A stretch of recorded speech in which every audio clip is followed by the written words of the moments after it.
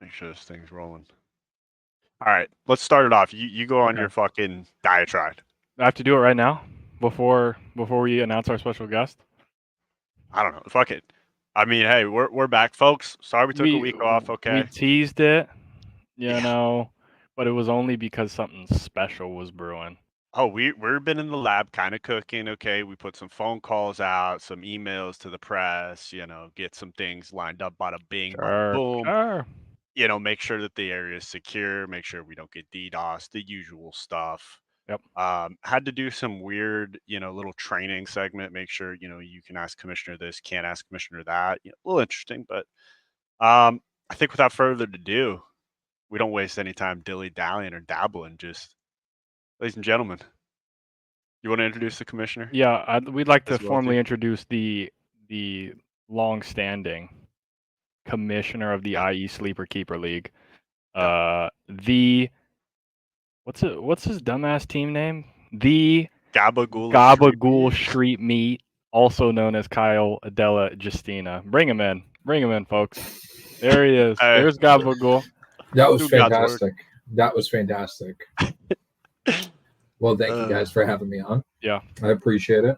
It's been a long time someone coming. in that new ball, Yeah. You got the right guy. Because we got some people in this Sleeper Keeper League that do not know ball. And we're ready. Zero knowledge of ball. Zero ball knowledge. Are you throwing shade already? Yeah. Less than 2 minutes in? Damn, okay. Respect it.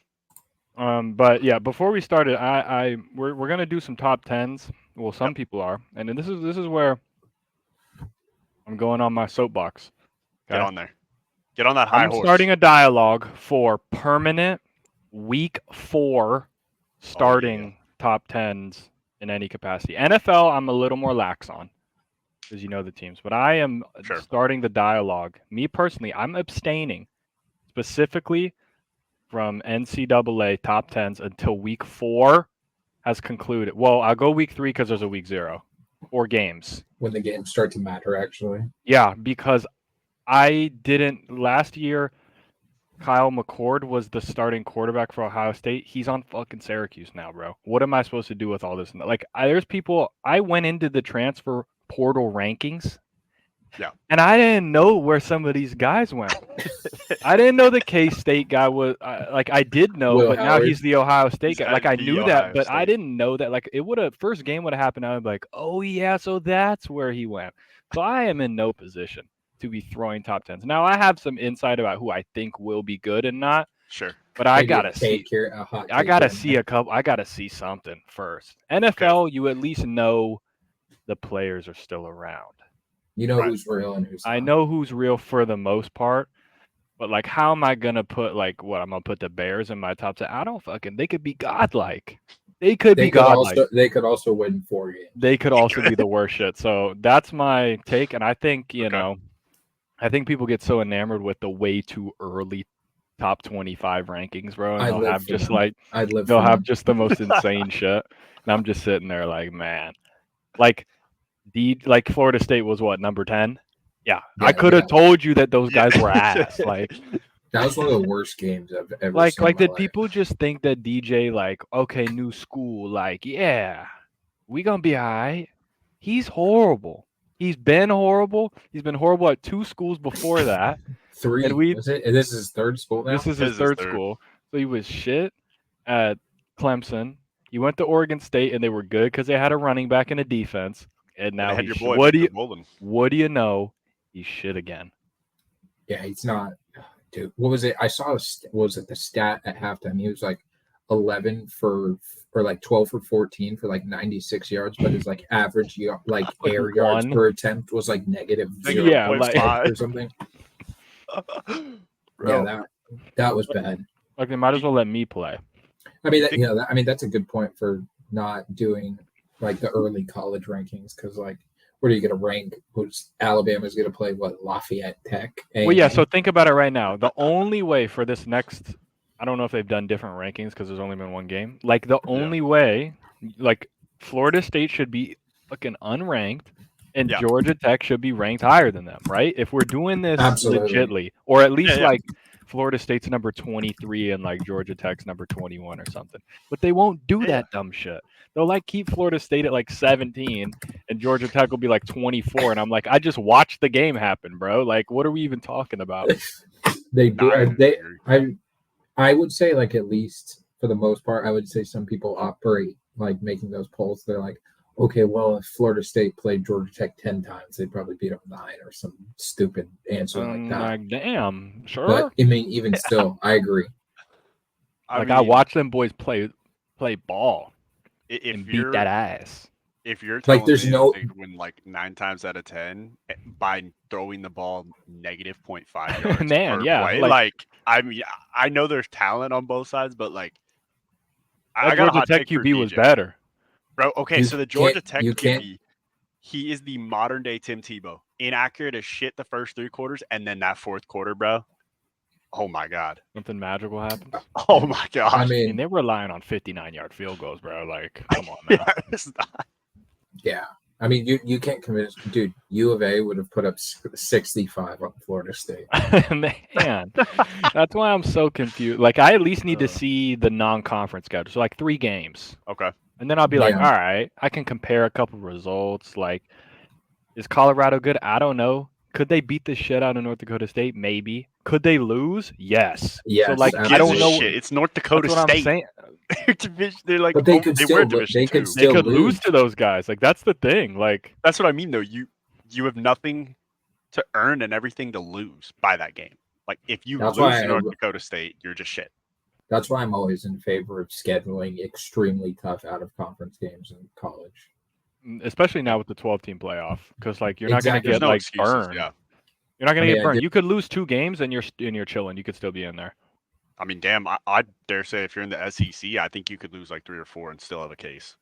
So, like, they played Alabama. I they see played Bama go Florida. 8-4 and they make the playoff, And like win it. and then they'll Hey, but probably we know win. Milrow rushes for Milrow, bro. 250 If against- Milrow, when in doubt, Milrow's either chucking that bitch deep or he's taking off like Mike Vick. No in Right. between. Do What we was think that? that he's actually figured out how to throw the intermediate route this Hell offseason? no. Like, at all. I think it'll be good. I think so? I think he'll do the same thing. Mhm. He'll just be better because he's at least played, and he's gonna win the Heisman.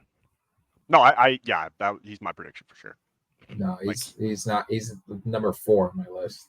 Yeah. Number 4 on the list. Oh, geez. Oh, Number shit. 1 for my Heisman. Or Double I'll start- Arizona in the top 3. I'll start with Howard. 5.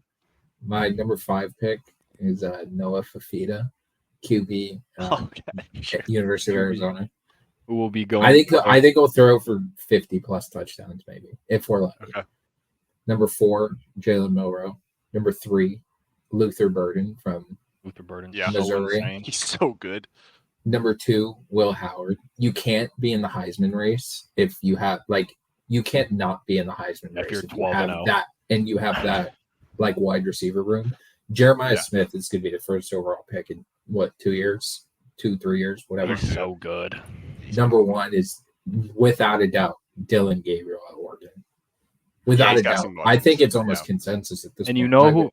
Let me get back on another soapbox. Let me Just get my jump on that second one thing. out. You know who should win the Heisman DJ and won't because Uiagalelei. he's the best. This guy's the best player in the country. Is Caleb Downs. Caleb Downs should win the Heisman because there isn't a better safety in the last 10 years since the fucking Honey Badger himself than Caleb Downs. Malachi Moore. I would argue him there too. Caleb Downs is so insane. Dude, do we think, in our lifetime, do we think we're going to see a defensive player win the Heisman? Like, Hell no. yeah, it's not going to Unless be they an offensive change- league. If we were, it would have been Manti Te'o. It would have been Oren Dominican Sue. Yeah, I mean, He should have won. and Manti Te'o rightfully should have won as well. But who won? That Who big old won douche. that? I don't even know who won the Heisman that year. But Probably fucking I Mark thought it Ingram was- or some dumb I shit. thought it was Ingram, yeah. Dumbass thought so. Mark Ingram. Mark Literally. Ingram. All right, where do we want to land with this or start with this? So I have a couple questions for Kamish as far as that Heisman take. I'm going to go to Fafita. Isn't one of his top receivers McMillan's younger brother? No, McMillan. Oh, you mean Jalen McMillan? Yeah. Yeah. Yeah. Tedoror, T-Mac. That's what I call him. T-Mac? Okay. Literally. Yeah, he's I mean, gonna he's be. what? Grady. He's Watch him on going the to be a big board. top. I think he'll be a top 7 pick. He's good. Maybe He's good. if he has a really good year, I could see him in the top 5 just because like there's not dude. He's 6'5". He's fast as shit, and like Oh yeah. You see some of his highlight tapes on Twitter and whatnot. The guy is unbelievably athletic. Like it's like a once in every like 8 or 9 draft classes you find a freak receiver like that. Yeah, I agree. I feel like a lot of people are kind of sleeping on Arizona. I mean, we tried to put everyone on that we could after We were putting them on last watching year. the We USC were. Arizona game. Like we looked over in the stands, we're like, hey, these That boys, shit was triple OT, bro. I'm gonna shit myself in they're that for game. real. Dude, they rightfully we could have went undefeated last year. We lost Literally? to USC. We lost to USC in the 1-score game. We lost to Mississippi State in the 1-score game. We We basically lost to- just lost to Caleb Williams in that game. Yeah, Like you just got Caleb'd. Caleb 1v50. If we Caleb lost Williams to wasn't Washington in a 1-score game. We were just Yeah. playing in the national title game. like if Caleb Williams wasn't a human, like Arizona beats SC by like 20 points. Yeah, that was 100%. bad. He was one man team in that shit. I'm looking at this Arizona Wildcats depth chart. The Z receiver is Montana Lamonius Craig. That's an insane name. Craigie in the fucking slot. He's Dude, gonna the be left tackle's first name is Rhino. These guys are final as fuck. Wait, I think it's Jordan Morgan, the tackle that's going to be a 1st-round pick as well. I think he's right tackle. Morgan. There's Ryan. No, there's Jonah. No, maybe his other name is Morgan because he has this crazy like fucking Islander last name, but his Let me first name is see. Jonah. And then left tackle is Rhino Tapatute. A big oosh. Big ass oos, bro. Big ass oosh.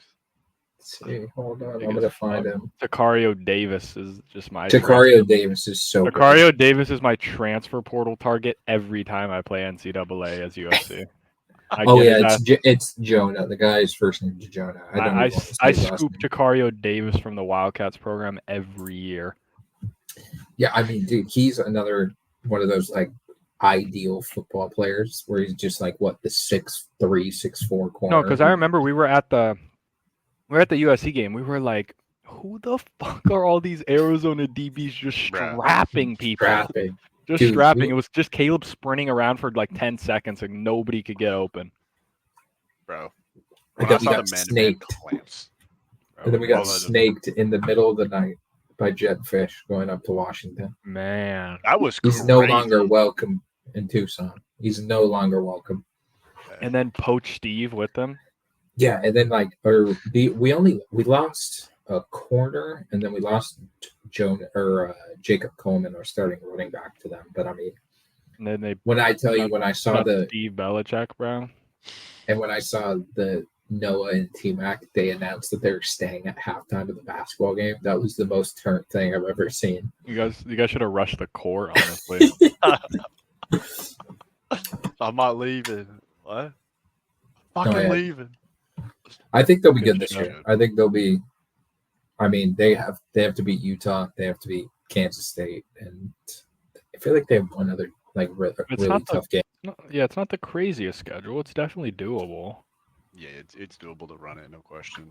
I'm trying to think, all right, do we want to start with college top 10? Even though I know you're against them, I've heard. Zach's abstaining from. I mean, I'll give my input. But yeah. All right, I hear you want me to go first? Do you want me to? I'll throw up my graphic and I'll go through mine, and then you guys can kind of pick it apart. Yeah, go for it. All right. Boo! There we go. Keep this them shit coming. sucks. Utah? Yeah. Utah's final? Yeah. All right. Okay, first off, let me just put this out there. You want to know where I have Utah? Where? 18. I mean, okay, so when I put my top 10 together, like the way too early top 10, I am always looking for, is it a returning quarterback who's a veteran? That guy's been in college. Dude, he's like 35. Probably 10 years. Like, hate that guy more than anyone. anyone. I don't know what it is. I have a disdained hatred for Cameron Rising for some reason. I do couldn't too. tell you why. But I know why. I know why. That motherfucker, that guy, it's on site with him. But okay, go for it. Sorry. I didn't mean to No, you're interrupt. good. You're good. So, like, obviously, Georgia's number one. You get pretty much returning everybody. I don't remember a lot of big names going to the draft that they didn't reload. So They lost Ra Has to be Thomas to domestic violence, I think. No, literally. shit. No, literally. He, Right, he right, was sis like, girl what or was what? that? Their number 2 receiver or something. I He don't was like know a who- pretty big The part of thing their about offense. Georgia is He's a I big don't part know of the who their offense. receivers ever are, but I know that they just they're reload. just fine. You know? Yeah. They're gonna be alright. And I mean, if Carson Beck is getting endorsement deals for like private jets, I'm like, okay. I mean, you got to be at least okay. I've got No, he'll Georgia be to good. do this. If we could keep them out of the Hellcats and the racing, Yeah. maybe they'll be okay. So that might be a problem. Might be but I didn't. impossible. Well, yeah, that's gonna be tough. Maybe we should get a sponsor for Uber for those boys, and then we don't get any cars. We just kind of Sure. kick them around. Second's Ohio State. The amount of transfers that they had, the hype around this team, get a veteran quarterback coming in, Caleb Downs. You're talking the freshman receiver, like The $30 million team. yeah, like if you're Man. paying 30 mil for a team, like you got to be in the top 2. Or I think it was Not 20 the way or whatever that article link Kiffin tweeted out. I should have probably ended up being 30 because people probably asked for raises after that article came out. Yeah.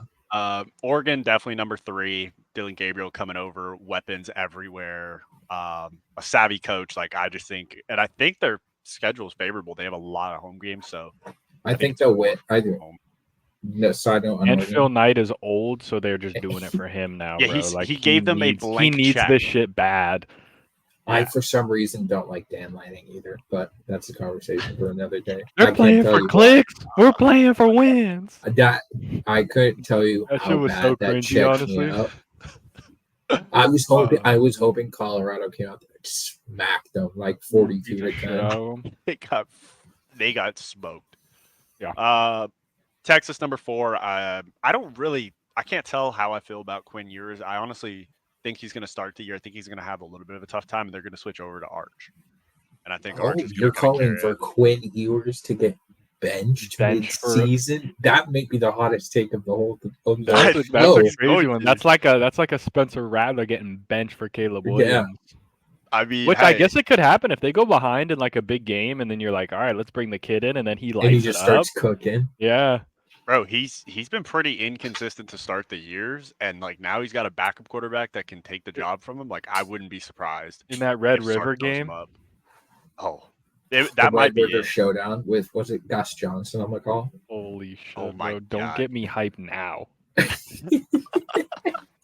When old Gussie gets going, bro. Dude, some of the most electric calls of all time. You got Gus barbecue back there and didn't invite me? Johnson. All right, keep going. I got Utah 5. I hate their guts, but I cannot deny that. I mean, you got a quarterback again who's 37 years old, probably 3 kids, went on a couple missions, a bunch of big audacious. They're going to be good. They're in a shit conference, so they should run that conference. It should be between them, Arizona, and I mean, I don't Kansas State. think Kansas State's going to be that good. They choke every year, so to me, they're kind of outlier. Yeah, Kansas State. I mean, they do. I mean, just win the big game, and I'll stop saying you choke. That's all it is. Well, I mean, hey, that's fair enough, honestly. I mean, you had a chance to beat Texas last year with Will Howard, 3rd and goal with like 15 seconds left, and he just shits the bed too. So it's not all on them. Ole Miss, I think, is better than Alabama, which I guess some people might call a hot take, but it's not the Nick Saban Bama. All right, it's a new Bama. Ole Miss got all their boys coming back. Jackson Dart. I mean, if they get some semblance of defense, they will be okay. I knew Jackson Dart was going to be a star when he was at USC by just the way he looks on the sideline. He just has that, you know when you look at somebody, got that aura. They just have crazy amounts of swag, and you're just like, you're going to be good. Yeah. And like, he was the backup. Who was he the backup for? Fucking Keaton Slovis. Who sucked. Who was terrible. Keaton Slovis had about a 4-game run. That was historic. I've never seen somebody get more concussions in like a span of 5 games. Keaton Slovis was so final for like 4 games or any game against like Utah State. He was just insane. Wait, hold on. Side note. Who was that Glendora quarterback? Matt Fink. Fink, bro. Fink against Utah. Oh my God. With Pittman. That was one of the craziest games I've ever been to live, bro. He was just chucking that shit to Pittman like every play, and he'd always catch it. He had like 250 yards. Bro. All right, keep going. Obviously, Bama is going to be Bama. They lost some big transfers out to mostly Ohio State, but like they're going to reload. Milroe, I just don't. I don't buy that you can get away with another year of just throw it deep and run it. Like I feel like if the SEC is what everyone's saying, like somebody can defend that. Like you can't just let that thing go. But we'll find out. Notre Dame. I think a lot of people are sleeping on the old Irish. I hate them as a USC fan, but I still respect when they're a good football team. Penn State. I mean, you got again quarterback returning, great running game, great defense. Like Terrible Sandusky's been quarterback out. returning. You don't like him? Dude, Drew Aller. No. I mean, he can't be worse. He had one bad game against Michigan. But that's the only game anyone ever watched. All that I matters. respect. Yeah, that's a good point. That's a good point. I mean, I could carve up Illinois. Like, damn. My bad, Illinois. My bad, Illinois. Purdue. And then to finish that out, we're gonna go with Missouri. Oh, yeah. Mizzou is gonna be heavy, for real, bro. Bro, Mizzou, like they are gonna throw that ball to Burden, like, bro. Luther Burden is so fucking insane. like if you could hit the overs for prize picks on him, like you're gonna cash. I played one game with Missouri. I played one game with Missouri on the new college football game against my cousin. Luther Burden had 570 yards and 6 touchdowns. That won like 59 to like 37 or something like random like that, bro. I just wouldn't. I literally throw it to him and you just run around everybody. Yeah. I mean, I think that top 10 is pretty solid. Okay. I don't think Notre Dame is going to be that good, in my opinion. Okay. They're never good. Okay, who would you put up at the 8? So if you take somebody out, you got to put somebody in. I'm taking Notre Dame out. I'm taking Notre Dame out, and I am putting Tennessee in. Oh shit! Oh, with the Iamalava or whatever his name is. Yeah, you're believing in the you saw who, if you want a hot take. Yeah. Oh, I love a hot take, juicy take. He's gonna win the Heisman. Oh shit! Oh shit! Okay. That guy is just like I said. You look at somebody and you're like, oh, this is like what you want a football player to look like and play like. And dude, what is he like? 6'4", 6'5"? Yeah, has a rocket arm, and he's fast. Brick shit house. So it sounds like somebody else we're going to talk about later, who's in the NFL, who I am all in on. But I know. We'll get there later. We'll pour one out for Trey. What could have been, honestly? What could have been, bro? The study needs to happen where you guys, the hype train was so high on. I'm telling you, bro, it's real. I went and looked back in like one of the leagues I was in that like year he was the starter, and I drafted him in like the 3rd round or early 4th round in one league. Like literally, it was like the second QB off the board. I'm telling you, bro, you would have never heard of Brock Purdy. Dude, I was so in on Trey. I'm still in, honestly. Deep down, I'm still in. I think. I think if he's like playing a meaningful game, like I'm gonna be all in. Bro, honestly, get him to the Vikings. Like, let's see what happens if he's just flinging that shit. They need a quarterback. I have some takes about your top 10. I don't mind it. I think it kind of is refreshing.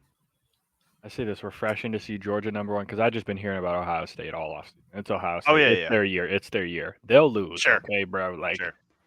We Georgia's know what Ryan Day is not that guy. He can't, third base Ryan. He's been riding on the coattails of fucking Urban's greatness. He still is. I do like Oregon.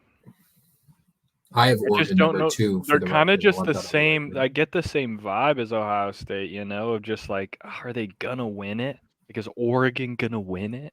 Like, are they gonna show up against Georgia and like play football? You know what I mean? I do think Utah will be tough. They have a good schedule. I think it's still high to be top 5, but I could see it's not like they're bad though. I love Missouri. Their defense is a little question mark, but I'm just ready. I'm ready for something other than Georgia and Bama. I guess fucking dumbass Texas is in the SEC. You know what's grinding my gears, man? That it's the Big Ten with 18 18. teams. You know, like, and it's the Big 12 with 16 teams in there. Like I don't know what's going on anymore, bro. I'm honestly probably gonna take Utah completely out of the top 10. I think Damn. Penn State will be at 9 for like the whole season. They'll stay Because they're just and like, lose in the first round to like Miami or something. yeah. Well, here's where I was gonna go. I saw a little Miami down there, right? I'm gonna They're start honorable my mention. third dialogue of the night. Bro, he's just on that high horse, bro. He's just Why every year I'm looking at them because they're right next to each other in the AP Top 25. Miami and Texas A&M. Why do we do this to ourselves every year? Yeah, It never works. Okay, they have them at 19 and 20. They have them ahead of Arizona and Kansas, and I said, why do we do it, bro? which A&M, is ridiculous. they'll have a 5-star class, whatever, and they'll go 7-5. And then we come back the next year and they'll be ranked like 15th, and I'm like, why? What am I missing here?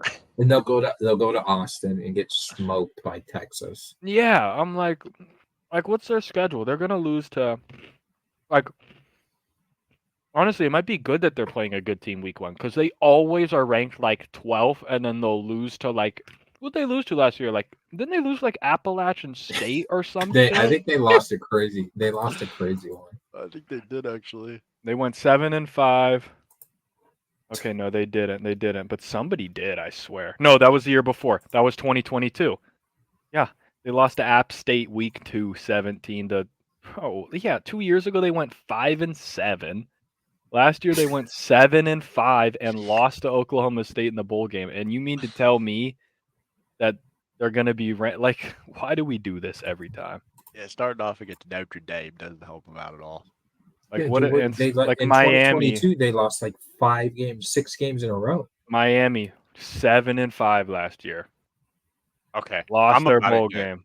I'm about to get on 2022, Miami soapbox. 5-7. Why does it happen every time?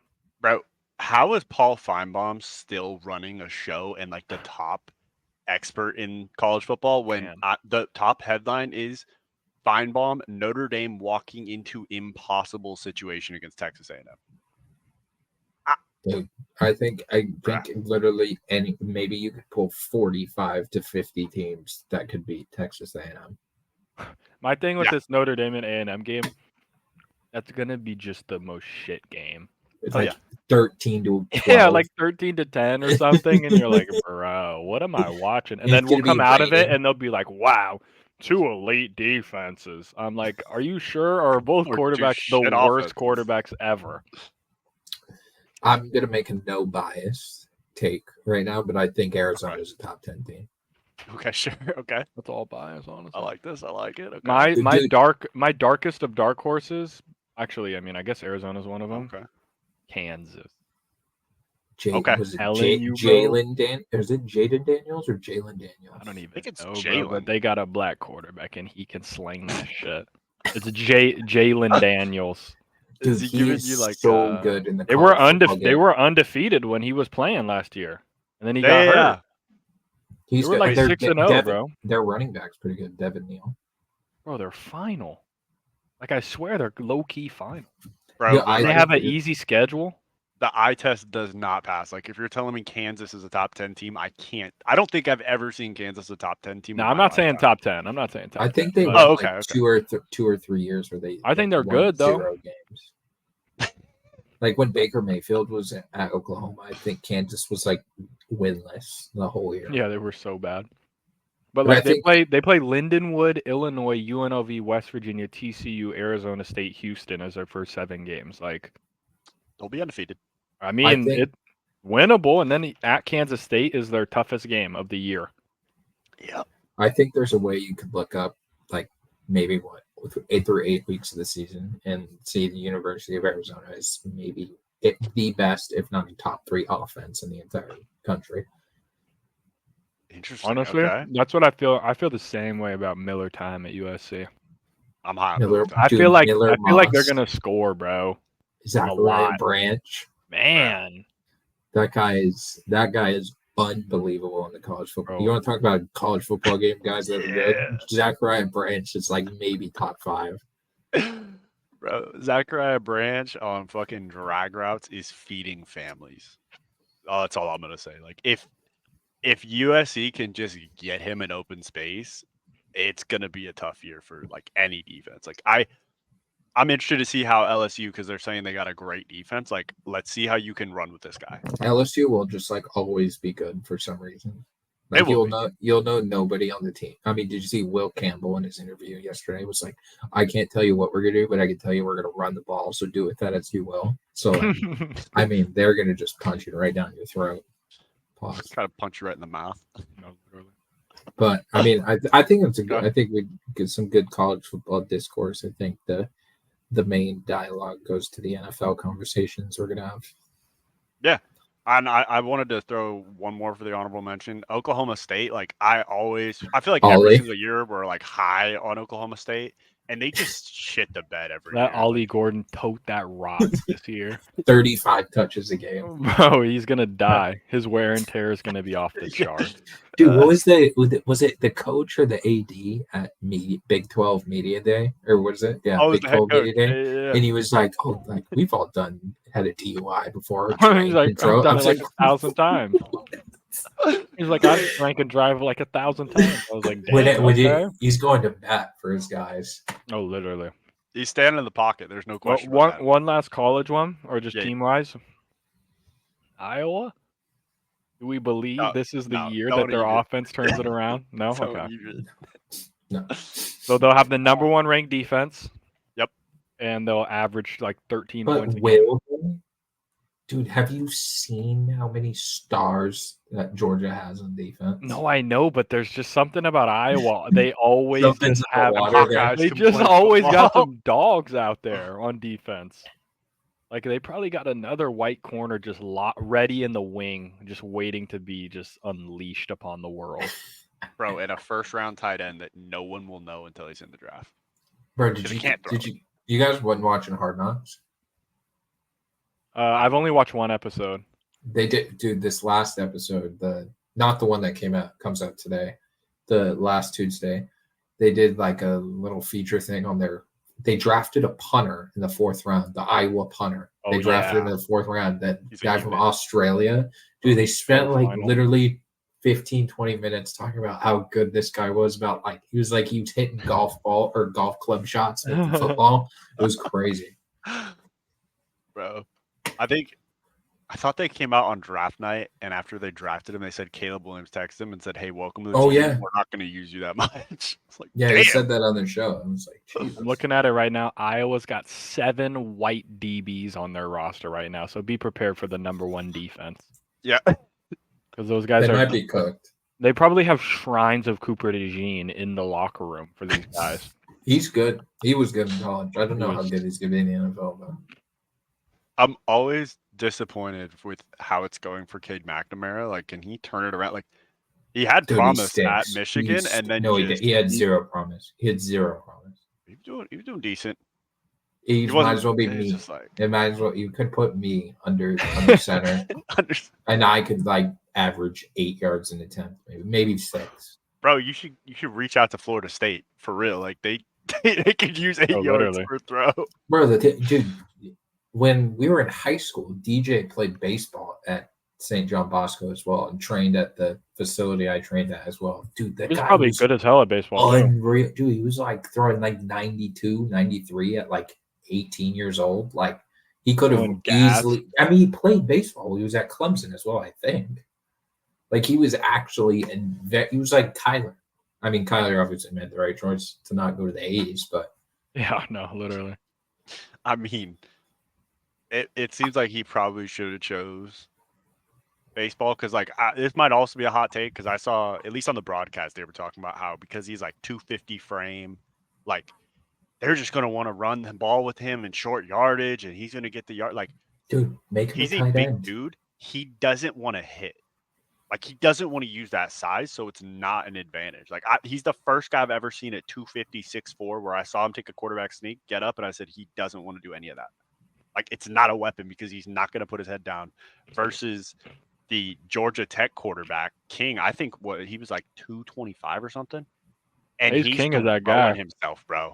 Like, he's dragging 3 defensive linemen into the end zone. I'm like, this kid is different. Or versus perfect segue, somebody who plays quarterback for the Philadelphia Eagles, Well, Jalen Hurts. the greatest quarterback in the Eagles history. Hot take. Oh my god. Soon to be. Hot take. Hot take. Soon All to right, be. you want We to could, transition over to the NFL? Yeah. Let's go to the NFL top 10. Or wait, hold on. Do you want to ask if you have any? Or you said you had questions about the fantasy football league? Oh yeah. Do we when want to do should we do questions that? first? We go We questions. can do fantasy football questions. Okay. Dun-dun-dun, right. dun-dun-dun. Okay. For the commish himself. For the commish. Again, Let's hear folks, it. we had to take a long time to get these permissions. The first question I think comes from Pete Thamel. He's kind of sitting on the side, so he asked me to read these out for you. So, Mr. Commissioner, first of all, great to see you today. That just checked, man.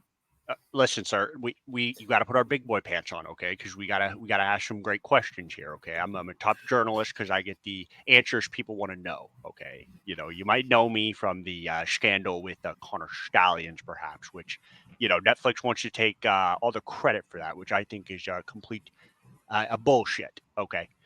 But I was looking over the last year of your league, which congratulations for your inaugural season, by the way. That's a phenomenal date. Thank you. There was some potential airings about some collusion efforts that we're going through. So, you know, we're trying to dig up some of the evidence as it is, but you know how these things go with Sleeper and trying to keep some privacy. But can you shed some light onto this situation, perhaps? Yes, I can.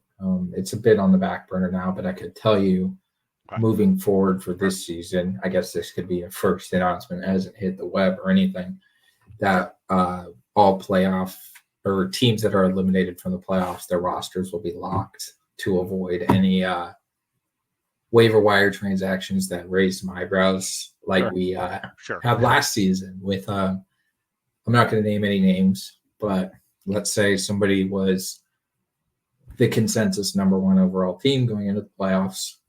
They rostered Justin Herbert. Sure. As we may know, Justin Herbert broke his foot or whatever it was. Oh yeah. He had no other quarterback on his roster, I believe, at the time. And there was, I think, there was a quarterback that hit the waiver wire. There was two instances. Russ was after. I think Russ I can't remember the first one. I could go back and look. But there was a quarterback. I think it might have been the Saints or so. I don't know. It doesn't matter. There was a quarterback on the waiver wire who team that needed quarterback got out waiver claim for it, out on the waiver order by another team that was still in the playoffs. Then the next week happens, or not even. I think it's like literally a few days later. Yeah. The same guy, the same team that still needed a quarterback, mysteriously there's another team that is way out of contention. Can't make any money. Their draft spot's already solidified, everything, whatever. Their keepers are already set in stone, essentially, pretty much. Sure. Outright cuts Russell Wilson. Outright cuts him. This is week 2 of the playoffs. It's not like it's week 1 or anything. So like the eliminated team has already been in the toilet bowl, as what is called in our league, for 2 weeks now. Outright cuts a quarterback, doesn't pick anybody up, doesn't try to pick anybody up after was it an accident or whatever. Just was like, oh, I didn't want him anymore. Come to find out, what do you know? The team that needed the quarterback puts in a waiver claim. I don't believe he got him or some way. I don't remember who he ended up finishing the season with playing quarterback, but I do think it was brought to the attention of all of our league owners. It doesn't seem like a lot of people look too much into it because I think it's hard to get people to care when they're already out of contention. So I definitely think that's something that I in-house was proposing draft pick revokes. Never made it out anywhere, but it was clear as day, in my opinion. Sure. So would you say, Commissioner? Sorry to cut you off, but would you say that you felt like these individuals tried to pull the wool over your eyes, per se? You know, maybe sweep some things under the rug and just kind of keep things moving on into the next season. Absolutely, absolutely. And the worst part about it is I think they realized, they thought that like, oh, nobody's gonna think this is weird. Let's just say me, who was still in the playoffs, had outright cut a quarterback. That would be less of a red flag than somebody who's completely eliminated. He could have outright cut a running back, a tight end, a defense, a kicker, a receiver, anything. He just happened to outright cut the one position that the other team needed. I guess we'll never know. Seems very convenient. Thank you, sir, for. But I will tell you that this season, once the bottom six teams are eliminated from playoff contention, their rosters will be fully locked. So I'll make sure in the article for ESPN to make sure that I say that the commissioner is putting his big boy pants on this year, and that there's no shenanigans or funny business that's going to be going on. Absolutely. That's great. Could we get, maybe just kind of a prediction from seeing the draft that just went down of who you think's going to run the table here? Who's going to be at the round table, perhaps? I can tell you who it's not going to be. Sure. We'll start there. We'll start with our defending champion, Amen 22, who rest in peace. He had one pick in the first 5 rounds, and then he had a pick in the 6th round. I think he started his draft with Josh Jacobs and Pat Freiermuth. So if you look back on that, you're like, okay, well, that's not elite winning 2 first picks. Not to mention that I think he fumbled in his keeper selection in choosing Stephon Diggs over Nico Collins, who I believe is 7 years older than him. That's correct, sir. So I think it won't be him. Let me just pull this up real quick, just so I could give you a fair assessment without making any blind reactions. I think your Caleb's Constantine, I think, had a whale of a draft. I do think it's bold, going only 2 playable wide receivers on your entire roster. I think that is I think there's a 0%, if any chance during the year that Curtis Samuel sees your lineup, you're not going to win any games. So there's that. Okay, I think right now for me, my number 1 pick, number 1 of the power rankings, they still haven't been released yet. They'll probably be released maybe tomorrow or the following day. Sure. Dogs, I think, sheer based off draft pick volume. I mean, they had 3 picks in the 2nd round. They had 2 picks in the 2nd round, 3 picks in the 3rd round. However, do I agree with them moving from 2 to 11 for a 2025 pick to take a tight end? Absolutely not. And not to mention a regressing old tight end. It's not like they plunged in for Kincaid or anything, or Kyle Pitts or even Bowers. But I think their team will be pretty good.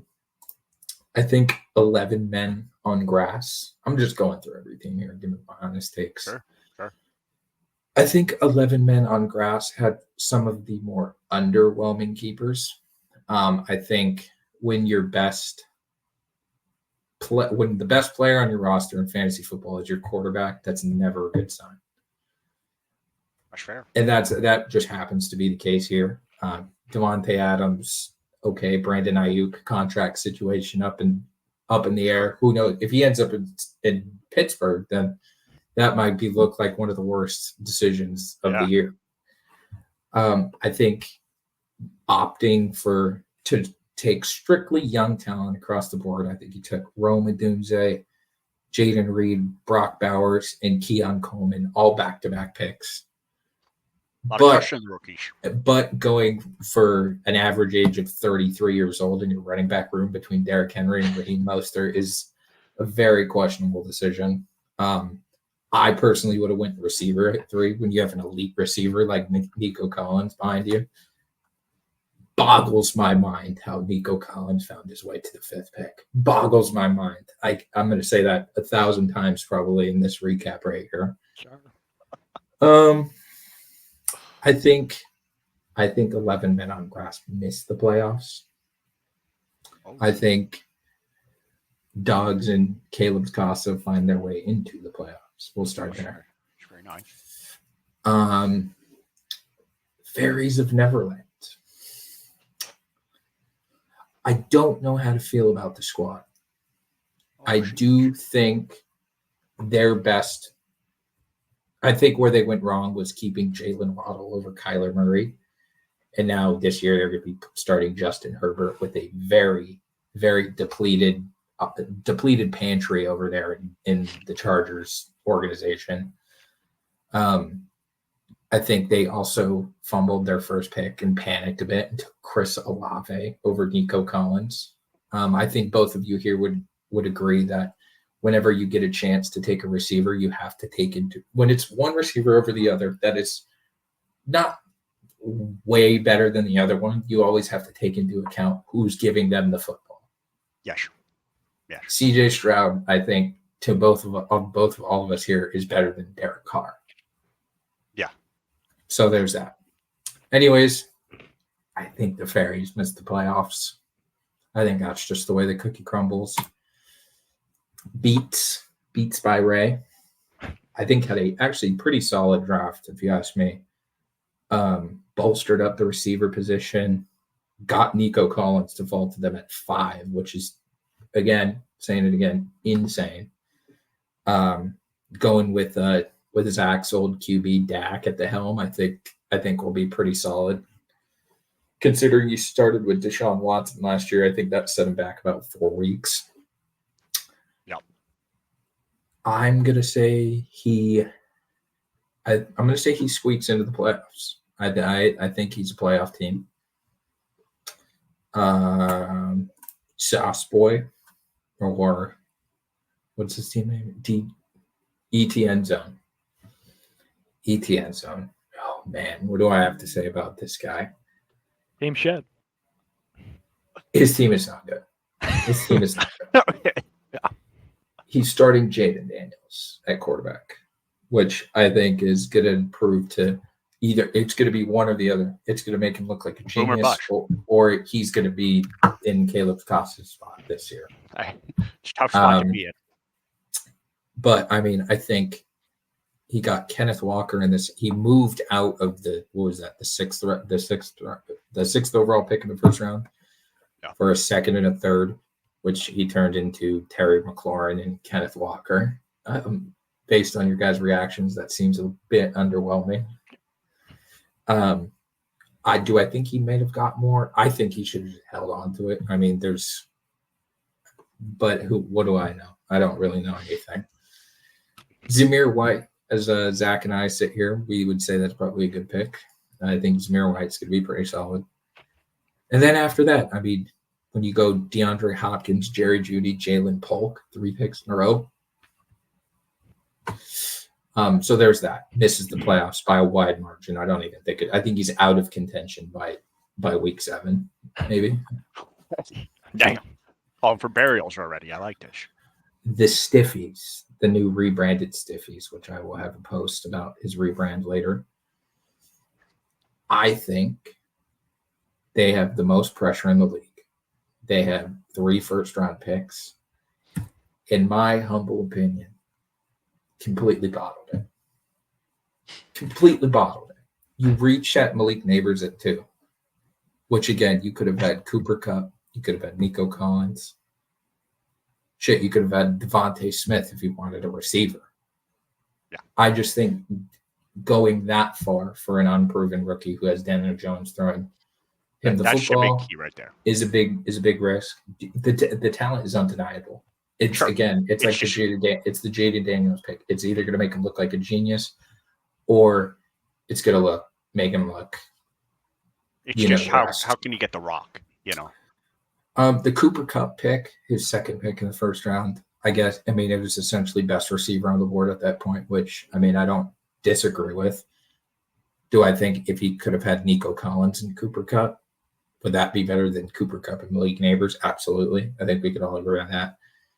And then I think taking James Cook. Yeah. I'm just going to go like that. And then not having a pick till the 4th round and going Godwin. And I don't know. I personally, if I were him, probably he could have had Burrow at quarterback, and now he opts for Jordan Love. Jordan Love, very young situation. I don't think anyone's going to deny his talent, but I think the stability of Joe Burrow, yes, there's injury concerns, but I don't know. What do I know again? I'm just I just may have went 11-3 last year. I don't know. We did see that in the records. Yes, we did. My brother in the league, Jake, I think he had a decent. Oh, let me go back to that. I think the Stiffies do make the playoffs. Okay, sure. However, they might bottom out. Who knows? I think they're 50-50. I think with 3 first-round picks going into the season, you should be looked at as a bona fide number 1 or 2 team in the league. I don't think that's the case here. I think they're probably 4, maybe 5. Jake, I think he had a pretty solid draft. I think it was mostly coming around, just taking best available at whatever position he wanted. There wasn't anything spectacular. I think Jake misses the play. No, it's hard to say you miss the playoffs when you have the best quarterback and the best two of the best players at their positions. But also the depth could come back to bite you. So I think I'm going to say he misses the playoffs. The Bula Ballers. The Bula Ballers. I think your first round pick, you took best receiver available, I would assume. Yeah. I think you probably wanted it to go a different way. I probably would say you didn't want Michael Pittman on your team. Just the way the cookie crumbles sometimes. Fair enough. And then I personally maybe wouldn't have taken Joe Mixon where he was at. I do think that was a bit of a so-so pick. I probably would have went receiver there, based on who was on the board. I would have taken Tank Dell. But what do I know? I could step here and criticize all day. I don't know shit. Christian Kirk, I thought was a very good pick. You stole him from me, which I was pretty upset about. That's good. So I like to hear that. Kyler Murray, of course, I think we all maybe, I don't know about Grister, but probably are pretty high on his expectations coming into the year. Oh, he's throwing to Maserati Marv. And then David Njoku, sleeper tight end in the tight end premium league. Deshaun Watson can't throw the ball 30 yards. A lot of checkdowns. He's going to be throwing a lot of dump offs to Njoku. With that being said, I think Marshawn Lloyd is a good pick. Now that A.J. Dillon's out for the season, I think that's a sneaky sleeper pick.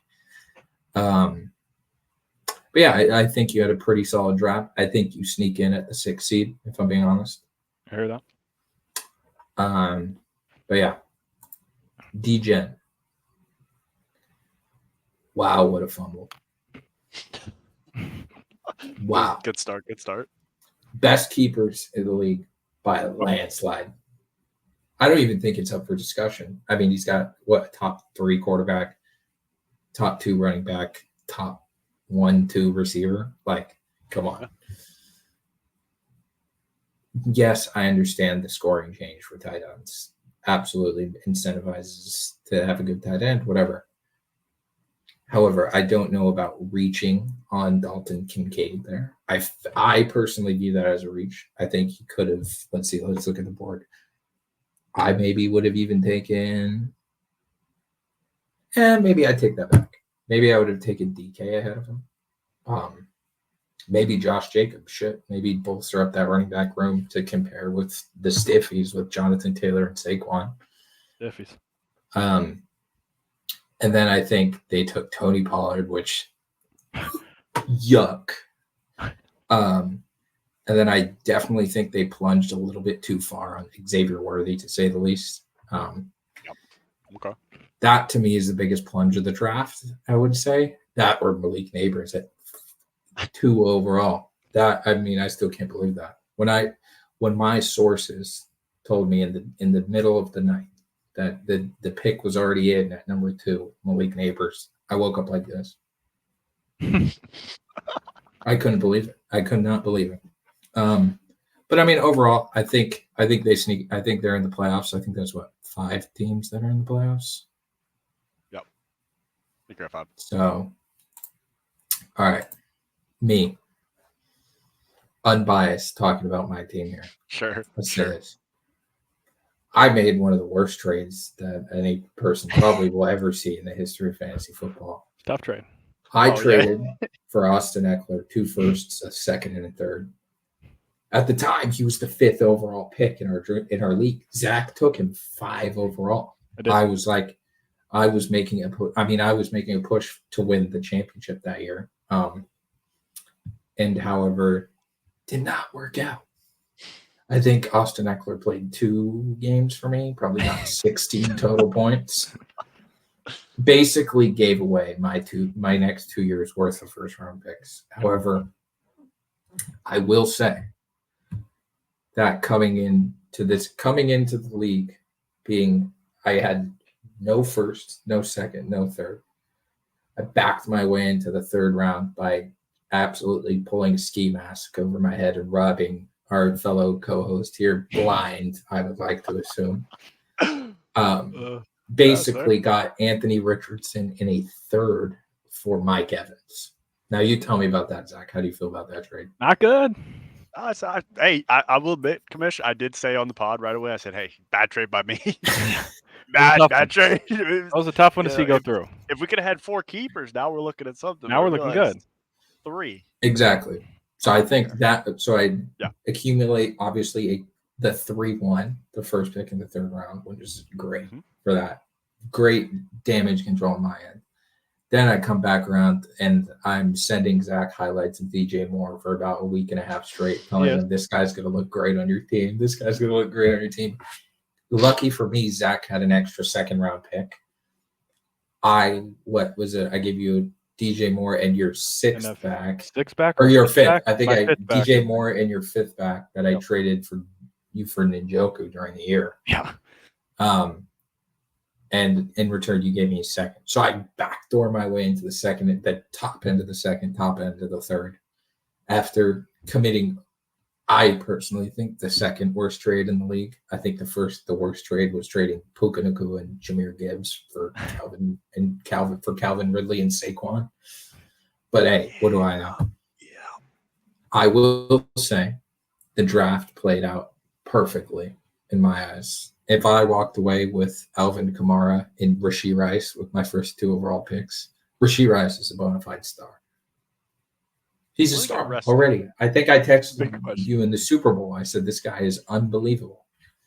I secured the tight end that I wanted in Kyle Pitts. And then I think my 2nd running back is where I'm a bit skeptical about. I did take Jonathan Brooks. Who's now going to be out until week 5. Going to be starting Devin Singletary in that spot. Don't like the Giants offense, but volume is kind of what leaned me in that direction. And then the only thing I'm skeptical about is my last flex spot. I'm going back and forth starting Chuba Hubbard there, or I'm trying to last year, I had 4 elite wide receivers is the reason why I feel like I went as far as I did. I was getting Mike Evans, DJ Moore, Amon-Ra, and Tyreek, given almost 100 points a week for my wide receivers. So I think that is what I tried to emulate again. I didn't do as well as I did last time. But I think at the end of the day, if I have Tyreek Hill, there's always a chance. I think I secure the playoffs. Okay. Amen. He's not making the playoffs. Rest in peace.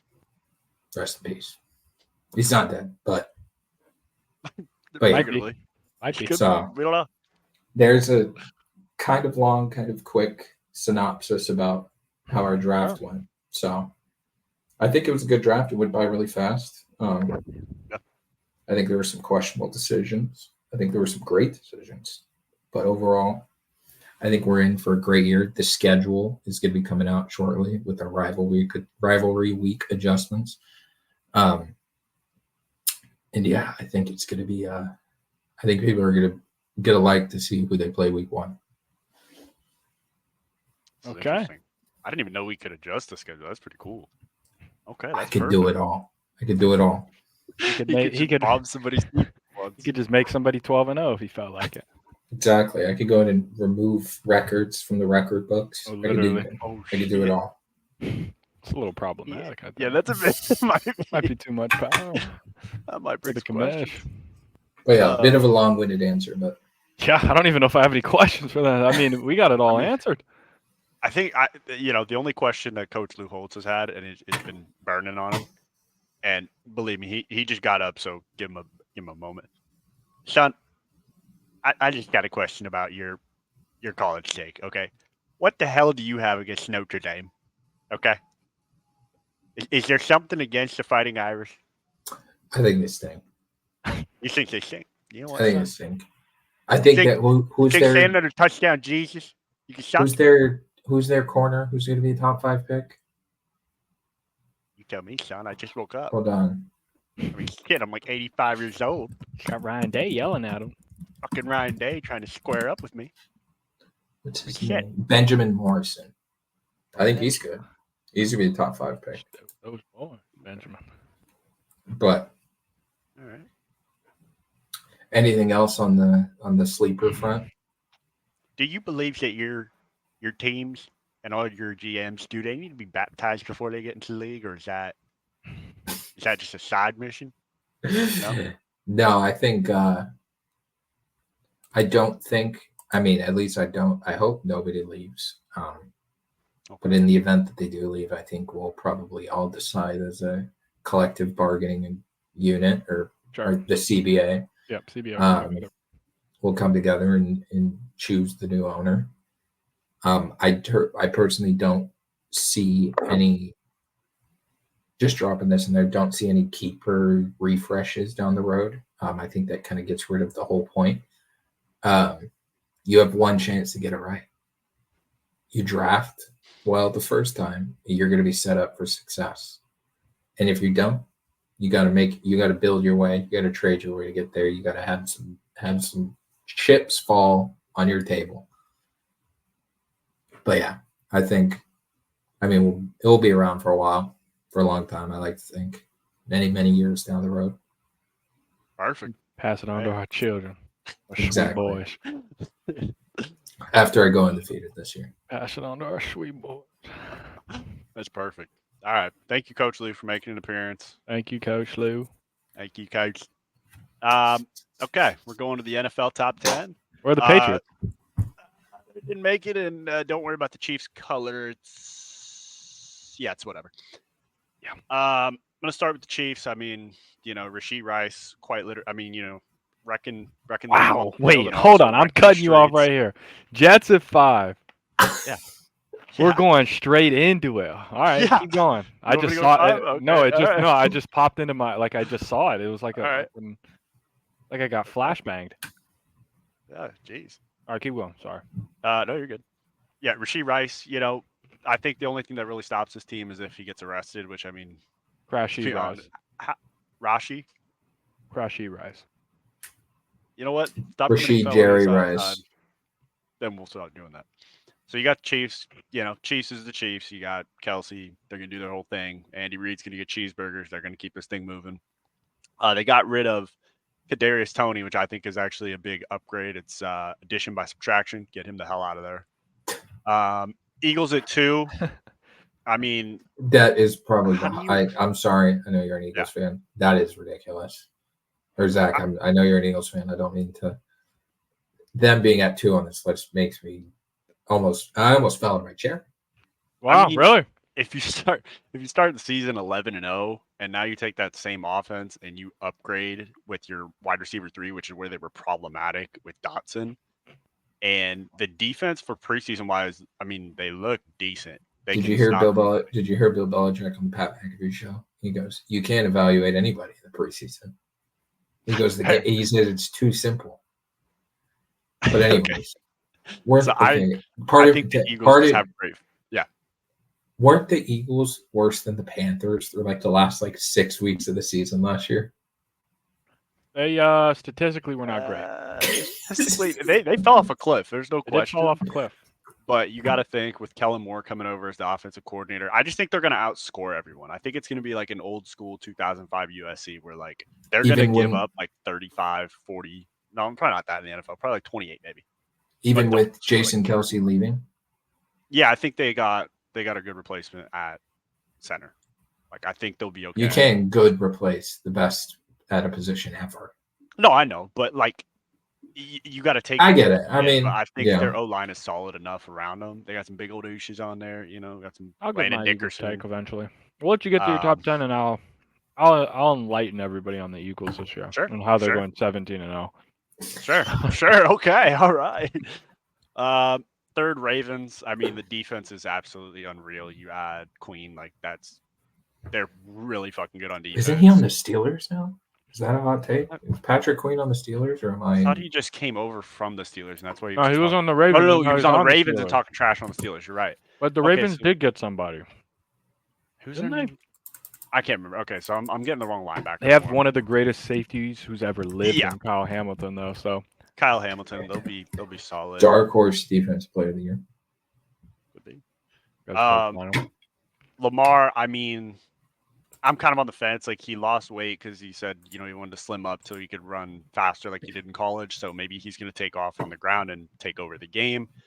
But you're kind of fearful a little bit about if they try to do what they did against the Chiefs. But I don't think they're going to do that. I think they're going to go back to their bread and butter. You get Derrick Henry in free agency, like you're going to pound that rock. Lions, solid 4. I mean, they just keep getting better and better as long as they can stay healthy. I think 4 is their cap for me just because of Jared Goff. As a Rams fan, I had Jared Goff. I know what his ceiling is. His ceiling is the NFC Championship game. So I can't really put you above that because I don't think you can actually win the title. Jets at 5. Yeah. I mean, one of the top 5 defenses. You get a young Garrett Wilson who they're saying, I mean, he's damn near literally slide canceling at practice, which I've never seen before in my life. But the greatest receiver who's ever lived, you mean? Right, yeah, him. Yeah, let me use him. And then you got Breece Hall, who's poised to have a phenomenal year. You got Aaron Rodgers. I'm so in on Breece Hall. I just want that on record. I am vehemently in on Breece Hall. Okay. If Aaron Rodgers stays healthy, I don't think they're going to turn the ball over very much. I think their defense is going to give them a lot of short fields. I think if they all stay healthy, they should be a wild card to be a big contender in the AFC. Texans at 6. I didn't put them in the top 5 because I don't know. Stephon Diggs, yeah, I get he's a great player, but what made CJ great last year was distributing the ball to everybody. Like you just didn't know where the ball was going to go. So I know they're super talented, but sometimes that can force a quarterback to have to feed him the rock, which could force him into turnovers that he shouldn't. He's not even the best player in their offense. The problem is he thinks he is, though. That's what I'm saying. Like good point. Fair enough. He's that wide receiver number 1. He is God. Yeah, like he needs the rock a lot. So I don't know. I'm a little worried about that, but I mean, you had Joe Mixon. Yeah, they're still good. Their defense is young. They're good. Like Stingley's they'll getting even better. Like they'll be fine there. Packers at 7. I mean, they just got weapons everywhere. Their defense is really good. Jair Alexander, I think, is a really underrated corner, even though he gives you some of the best press conferences of your life. That dude is funny as shit. I think Jordan Love, I don't know if he's worth the max that they gave him, basically, but I mean, you got a bunch of good receivers. I don't think any of them are actual number 1 receivers. I think they're just good pieces. Nobody from Utah State is ever worth the max. I think that out there. They've got a bunch of 2s and 3s, maybe a bunch of 3s and 4s as receivers. 3s and 4s. They don't have a guy. They don't. just kind of have a lot of guys who they're hoping will be the guy, but no one's become the guy yet. They're trying their entire wide receiver room makes less than Terry McLaurin or something. They all might make less than me, I think. Their entire room of like however many I saw it on Twitter today, it was like 9 or 10 guys. It's like barely 30 million. So I feel like Reed is going to be the breakout number one for their team. Like I think in the slot he's going to cook. Christian Watson's better. He's just injury prone. He just can't stay healthy. Okay.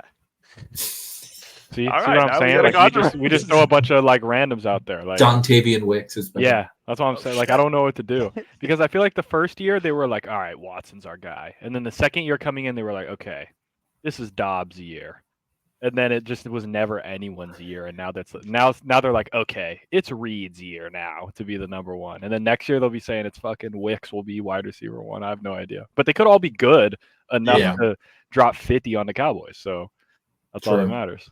Yeah, I want to hear what your reasoning is for having the 49ers at number 8. 49ers at number 8. You still haven't signed the best left tackle in the league. You have Ayuk, who's not on the squad right now.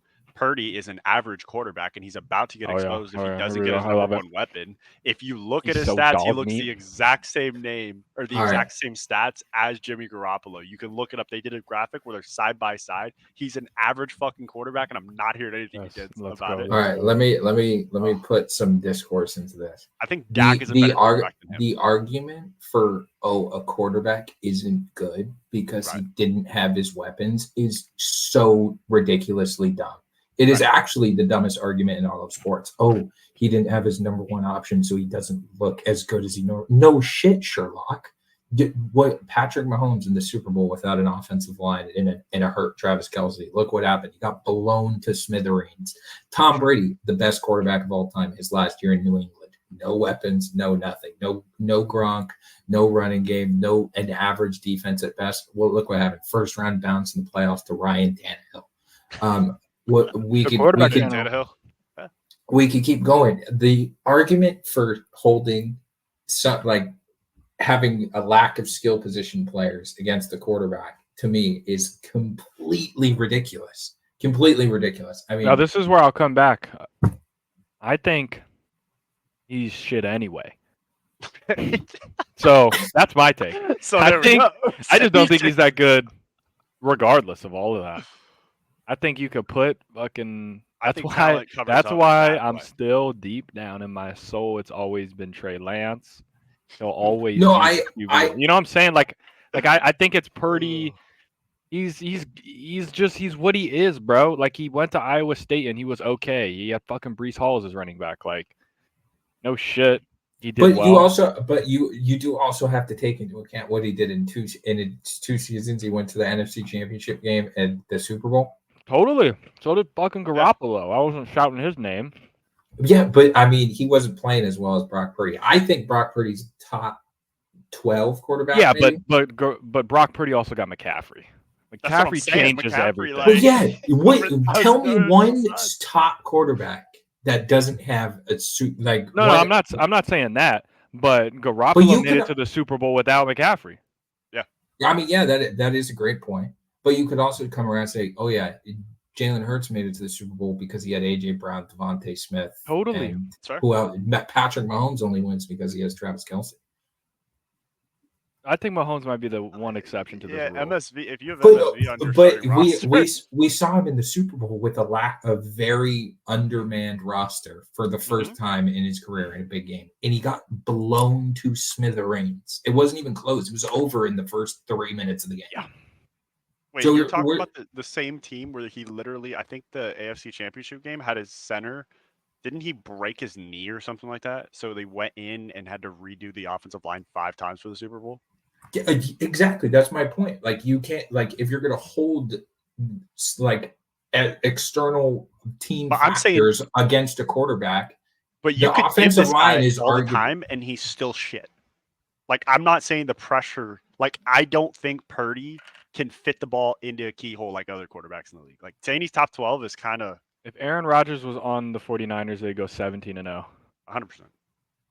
I mean, if he can make it past 3 snaps, but No, totally, which Joe is Burrow. fair. But that, I mean, yes, that is definitely a testament to how the 49ers have built their roster and how good Oh they no, Yeah, are. it's a but the powerhouse only roster. this is why I think with the Niners, this is it right here, because they've only been able to build this roster because they had Purdy backdoored their deal. way into Purdy. Actually, absolutely, I agree with you. So I don't know what's gonna like, and I think with him, the pressure of him knowing everybody knows that this is the season, because then he knows he's getting his fucking bag, and then this song and dance is over, bro, and then it's like you can only keep 2 of the 4, and then you're like, I don't know what's gonna happen when there's no. Can I come back around and say Jalen Hurts is a fringe top 10 quarterback based on how he did last year? How he only got Based on how I played last year, yeah. Sorry. I am Yeah. never ever gonna be out here fucking spewing bullshit I just say about my quarterback play. I wanted to put it on record that I think Greerster is probably the number one proponent of this argument. He holds the shield high as hell. I know what you're going That for, he's yeah. like, he didn't have his number one option. Yeah, no shit, Sherlock. You take the number one option off of any team, they're going to be obviously worse than they are with the number one option. It's just actually common sense at that point. And then, like, you come out, you saw Matthew Stafford without Cooper Kupp and Puka Nacua. He led the league in pick sixes and was out for the season by week 5. That's a good point. I think it's just hard to extrapolate it out. Like there isn't enough sample size of like of it. There's plenty of sample size. No. I'm saying like of a good quarterback. There aren't enough games. Like you'll just see like one game of okay, no number one receiver. Right. But maybe if they played 6 games like that, they're still okay. Because there's been plenty of years where an Aaron Rodgers receiver goes down, or a Tom Brady receiver goes down, or fucking Carson Wentz threw 4,000 yards, and not one receiver had over 500 yards. But that's the argument. So that's why I'm like, how do you say does that make Carson Wentz really good? And then you could sit there and say, well, if you gave Carson Wentz better players, is he God? Like, I don't know. There's not enough sample size of like both sides of it, if that makes sense, to like really get down to the nitty gritty of who's really fucking good or who is good, and they're obviously better with their best player. Like it's hard. I don't know. It's like a weird. The argument to basically determine if somebody's a good quarterback or not is to take them from a good team and put them on the New England Patriots, and if they succeed, and see what happens. That's going to mean they're a good quarterback or they're a bad quarterback. You could put any quarterback in the NFL right now on the New England Patriots, they're not going to succeed. You can put anybody on the Panthers, they're not going to. Dude, I don't know. Is succeeding with the New England Patriots? Trust me. Fucking chuck Lamar in there and let him that's what I'm lose. saying. Yeah. You let Lamar move. I mean, he has a chance. Lamar I think if he threw Mahomes, he could make something happen. Really? Yeah, that's the thing. Like, we don't know. Maybe Mahomes, like, is Mahomes God enough to like they go 10-7? I don't know. Maybe we'll never. That's the thing. Like, we don't know. Like, we only know. That's families. My point is, you can't hold it against a quarterback when they play worse without their best players. It's literally just the nature of the sport.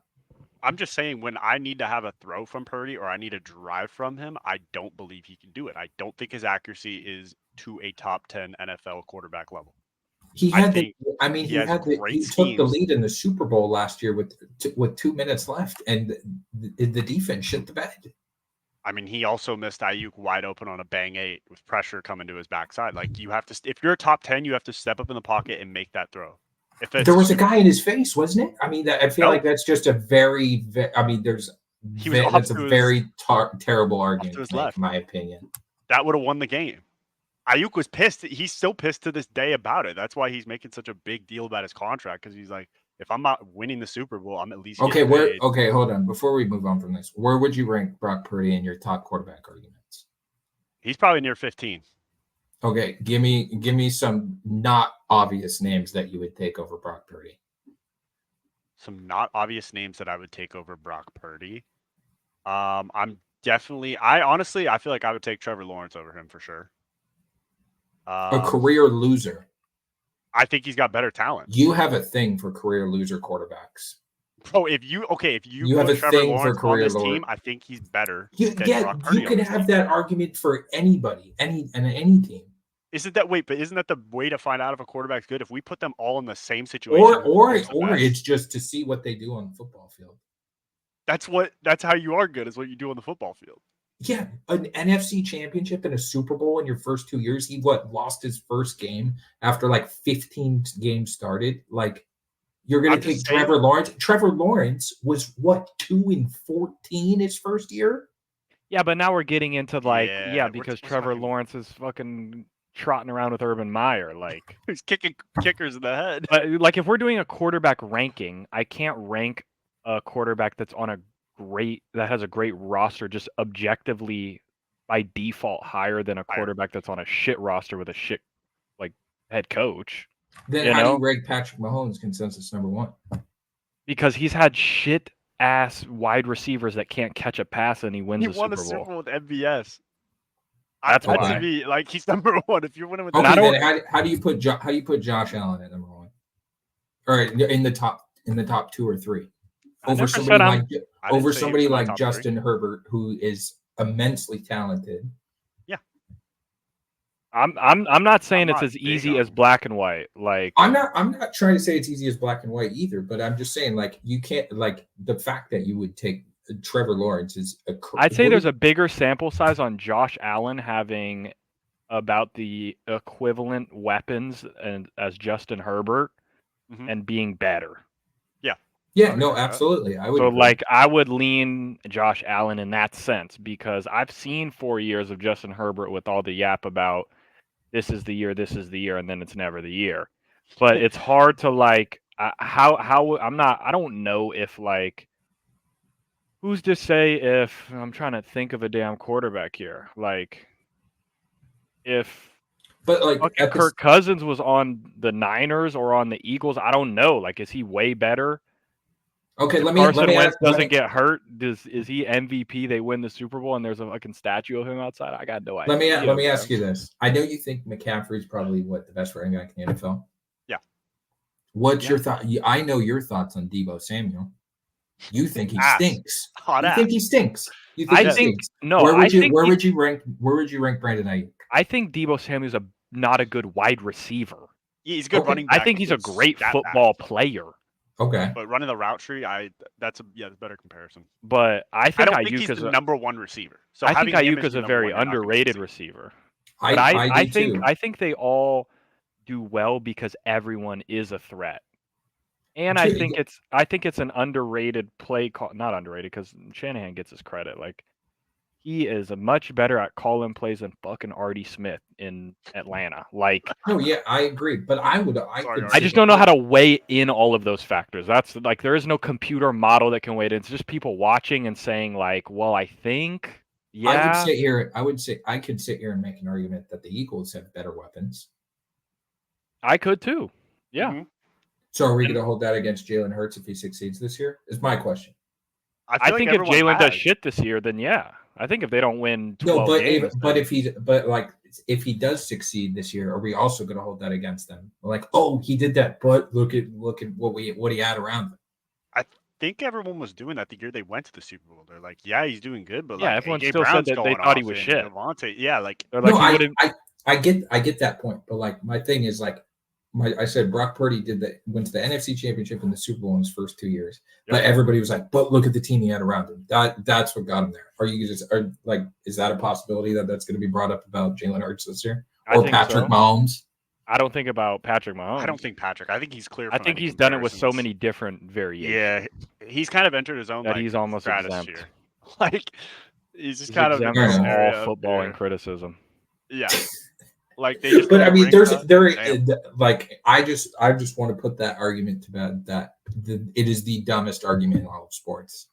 I think the hard part to put it to bed for what you're saying is that the stat comparison with him at the same timeline being there and Garoppolo are like they were identical. Like I'll find the picture that I have. I took a picture of it because it was on ESPN, and I'll go through the stats. Like it's identical to each other. I think I showed it on the show. I think that's why, and I go back. Let me go back to my soapbox because I can get on that thing. I can whittle this down even further. I think Whittle.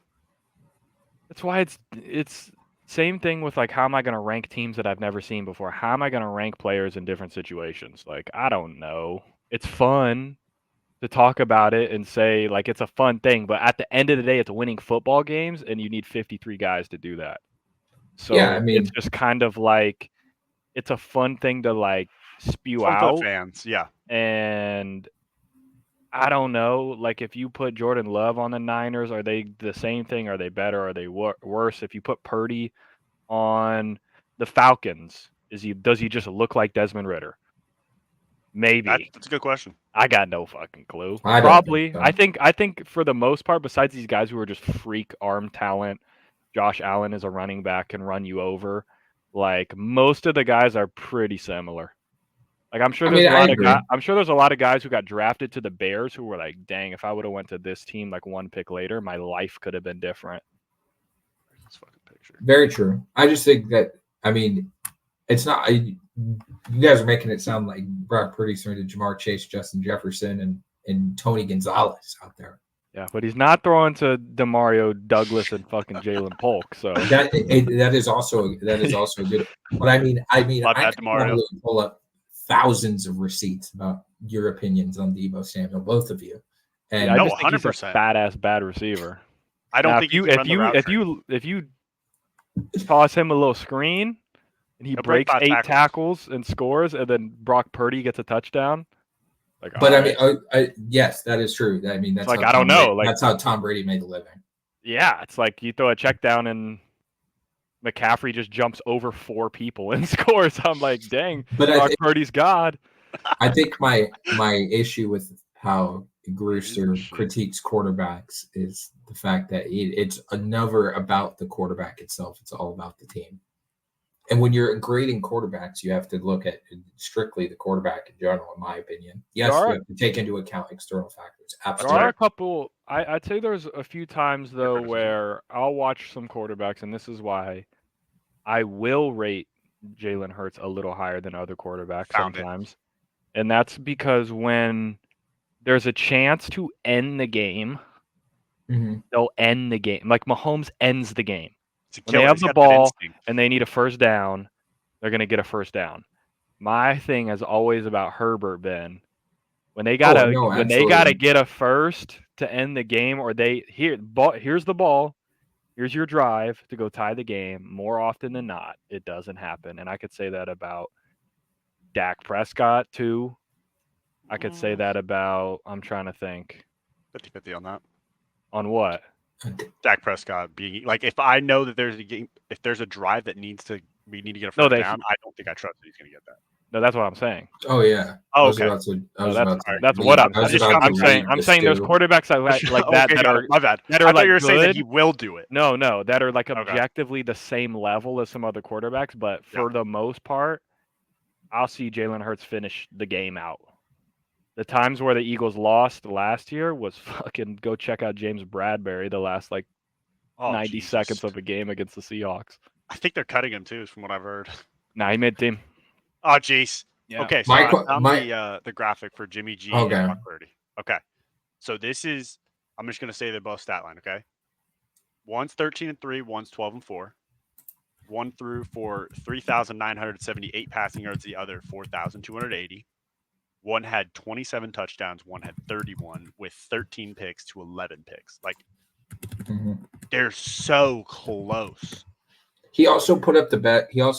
Brock Purdy also has the best quarterback season in the history of the 49ers, who also housed Steve Young and Joe Montana.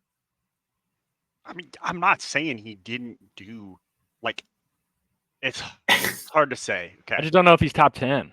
Yeah, he doesn't, like, I don't think he's got the top 10 talent to be the top 10 quarterback. For their system, it works great. I think Shanahan gets everybody open and does a great job of scheming the game to where it's easy for him. Is he better than Dak? Yes, absolutely. Yeah, I think so. I think it's not even. I'm a number one Dak hater. Brock Purdy is 24-7 in his career. How many more games does he have to win for you to even garner a smidge of respect? Here's the hot take. What is it? Okay, hold on. Does he have to win a game with Juwan Jennings and Ricky Pearsall and Noah Bell or whoever their third string tight end is for you to get some respect? He could have George Kittle. He could have Debo. He could have like I just got to see a play where he made it, and it's not like Zach said, like McCaffrey jumps over 4 people in the end zone, like Dude. Ayuk just. All right, now you're just. I Led feel like them now in. you're just being a bit ignorant about it. I mean, you can How? pull up his highlight tape. Now he makes throws. I will say that if he gets back to the Super Bowl again this year, even an NFC Championship game, I'll probably be in, but I'll be more in the next year. But he's won like what 4 playoff games already? Like that's more than Lamar Jackson. Or 3 playoff, or he won a wild card, an NFC Championship game. Yeah, but I mean, you do have to factor in NFC versus AFC into that. Yeah, I mean that is true. I mean, it's more than Dak Prescott. Yeah, like I don't know. Yeah, Dak's the biggest joker in the playoffs. I don't know. My thing is like, what more? Like, okay, other than you know what, Zach? You know who was fooled by Zach Wilson's pro day throw? The guy who's sitting above you on the screen. Because all I hear about is, he's got to make a throw. He's got to make a crazy play. That's all him and not any receivers. Wait, what? I cracked the case. Zach, you just said I was high on Zach Wilson. I said no. I did not say you were high on Zach Wilson. I said he's rolling out to his opposite side, flicking it 60 yards across his body.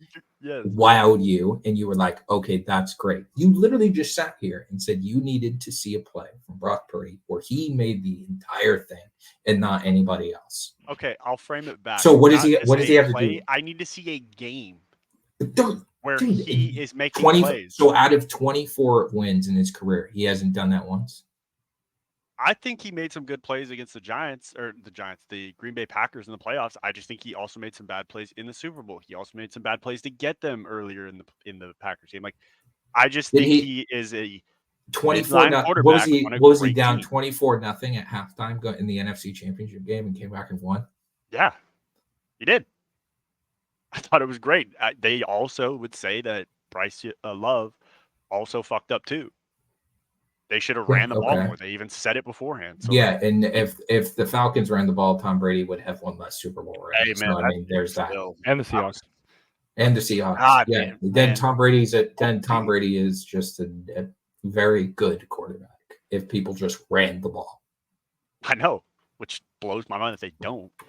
I think that Purdy is, like I said, a midline talent, and I think if they you would take Trevor Lawrence over. Who has Trevor Lawrence been to the playoffs? One time. Beat Justin Herbert.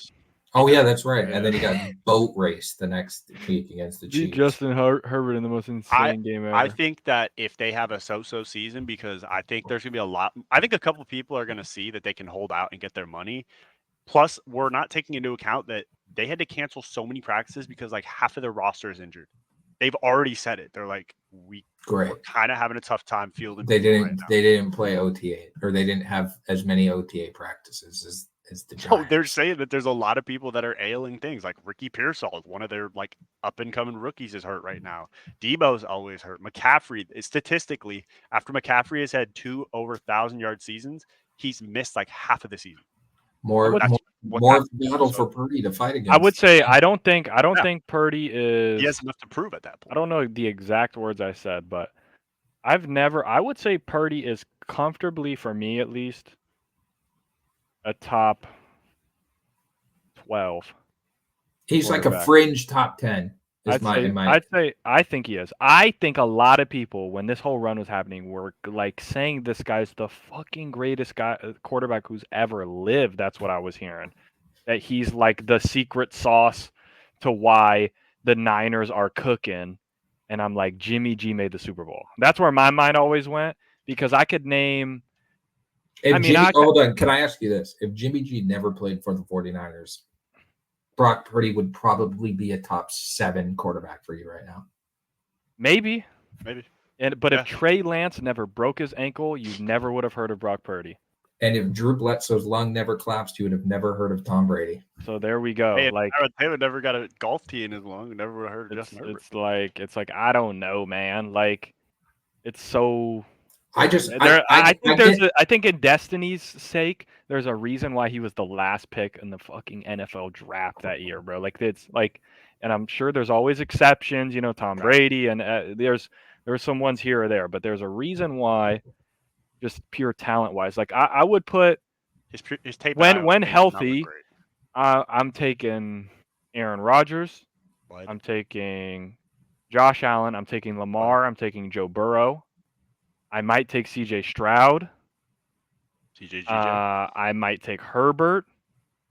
Mahomes. I'm probably taking, this could be, you could say bias on this. I'm going to take Hurts.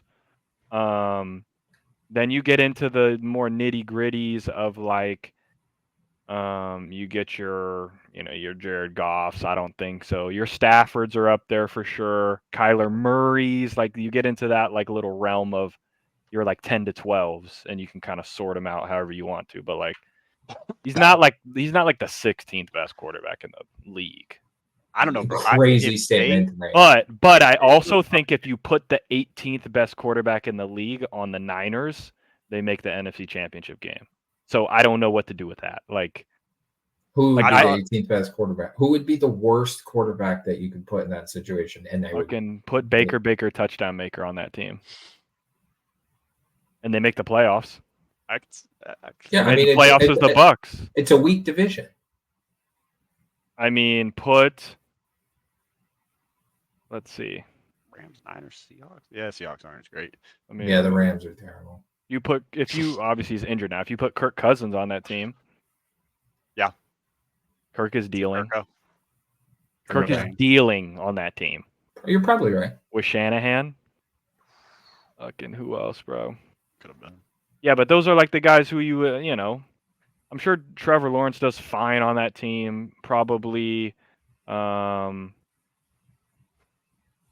Trey Lance, obviously, if you put him on that team. I get where you're coming from. Deshaun Watson just having an insane. No Trey Lance back on the. I just think he would have been the. I just think that my main issue lies with Greer. I think the slander was unwarranted. I mean, you jumped to conclusion. You said the guy has been to the NFC Championship and the Super Bowl, is a top 16 quarterback at best. You hold it against him when he doesn't have his best receivers. I hold it against him when, like, anytime he has been faced where he doesn't have all his guys, and I mean every single one of them, he doesn't win. Are you sure? It was proven earlier this last year. Look at the. He had a 3-game loss streak. They had a 3-game losing streak in the midst at home. Yeah, and they lost to the Browns and so, I forgot who else they lost to, but they had everybody. The Browns. He has had bad game. The Browns. He led them to win for a game-winning field goal. I think Trent Williams was out in that 3-game stretch. That's why it was a thing. No, I get that. He was at the Browns game. I don't think he was. He got hurt. Remember they got in the fight at the beginning. He was out. Or maybe, yeah. But Brock Purdy let him with no Trent Williams, who no bodyguard. Game-winning drive, and he shanks the game-winning field goal. And guess what? Oh, Brock Purdy didn't have Trent Williams. He lost the game. No, I don't hold that one against him. It was a rainy day. Like, there was all sorts of shit that happened. I take a look at what happened when he did not have Trent Williams, and I believe it was McCaffrey was out that game. It was like the one game they had him out, and they got absolutely boat raced by Joe Burrow and the Bengals defense was not the greatest.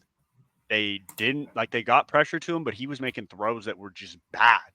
He was not reading the defense correctly. He was not doing it didn't. Yeah, look you could to find me like you could find games where Patrick Mahomes on Christmas Day looked like an average quarterback against the Raiders. Yeah, no, I'm not disagreeing with that part. I'm saying he's had more of those type of performances. I think it's a situation. He's lost 7 games in his whole career. I get that. One of the games he gets credited for losing for is he needed Tommy John in the first quarter. I think it is a situation like by a better team. Matt Leinart in 2005 to like that 2007 run.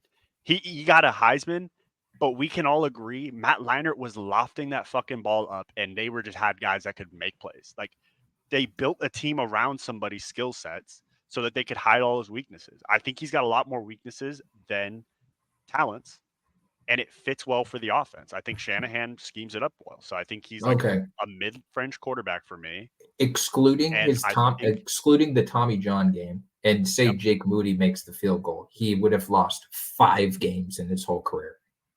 Yeah, his teams are phenomenal. And that has zero to do with him. I'm not saying it has zero to do with him, but I definitely think having McCaffrey do what he does, I think having the offensive scheme the way that it is, like I just think he's a cog in the machine. So you think Bill Belichick has more credit, deserves more credit than Tom Brady is what I'm gathering here. Wait, what? How are you getting that? You're crediting Brock Purdy's success to the system, to the scheme, and all that. As the you team do around him. Okay. Then is that the same case for Tom Brady and Brock? No, Bill Brady Belichick? was throwing to Edelman and fucking Hogan. Gronk, he had Gronk. Yeah, you give him Gronk, but like Edelman's Hall of no, I know, but I'm saying like Brady's a complete different thing. Randy he was Moss. throwing with people from Dorchek. Like he was throwing to a lacrosse player at one point. Yeah, like Chris Hogan, he was making things happen. I think it's different with Brady. I think it's different because like the Belichick aspect, because Belichick was not directly influential to the offensive system.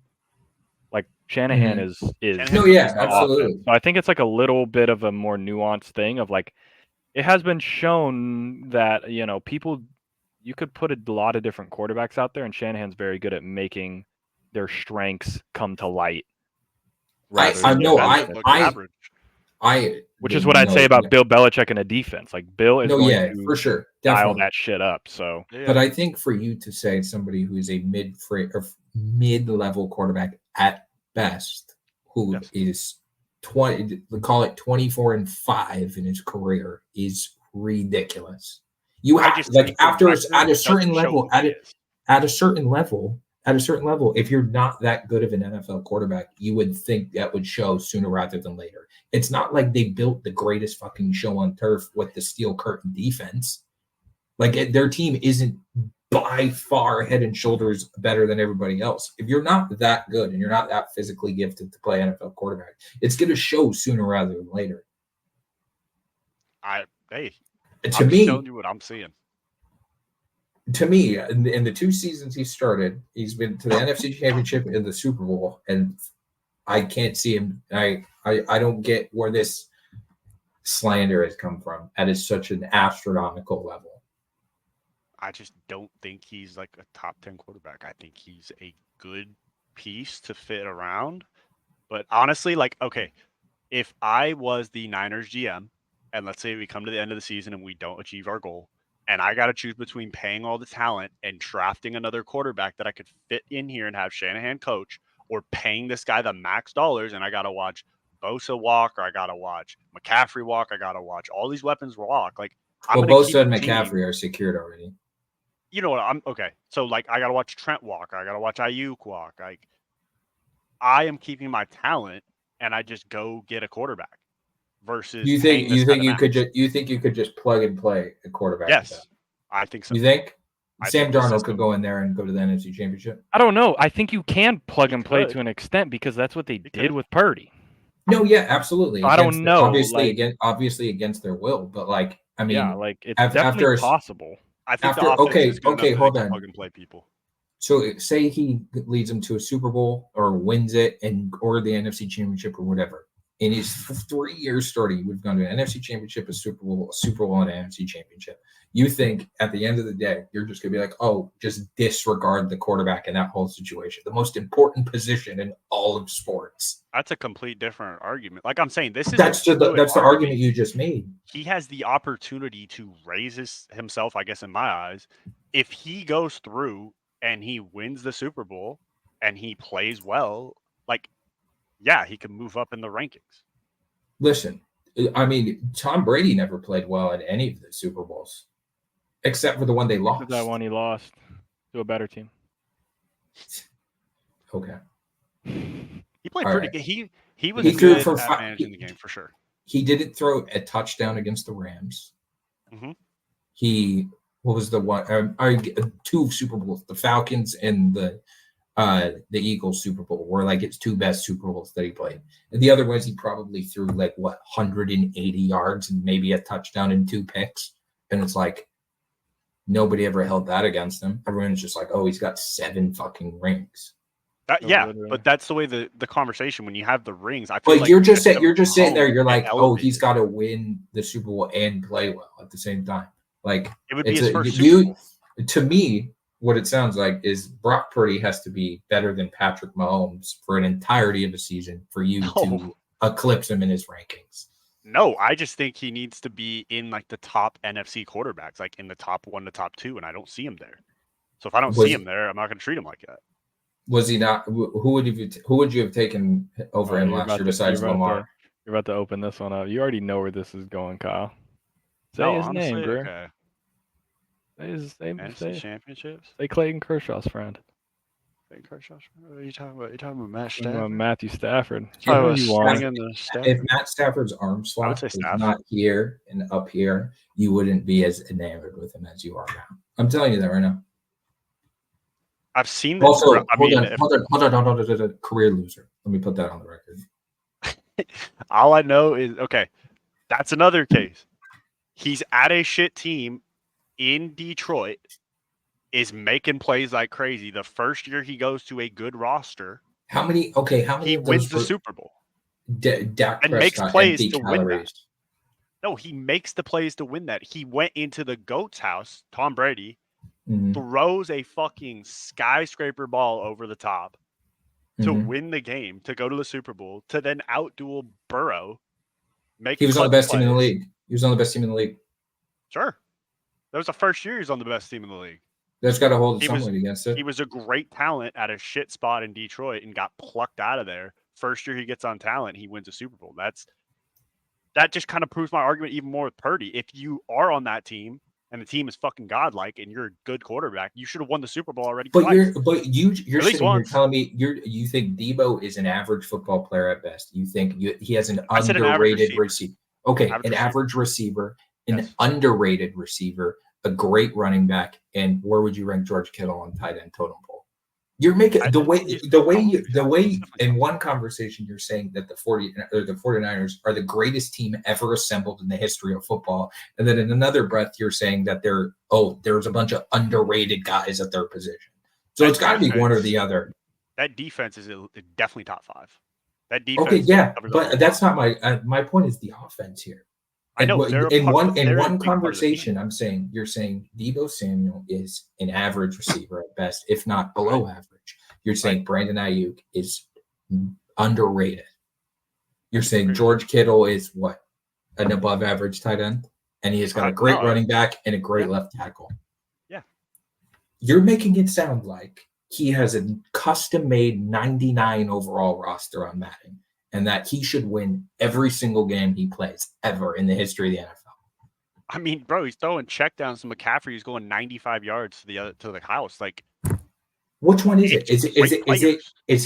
Does he have the best offensive roster in the NFL, or does he have a middle roster or a top 5 or a top 10? Like in one conversation, he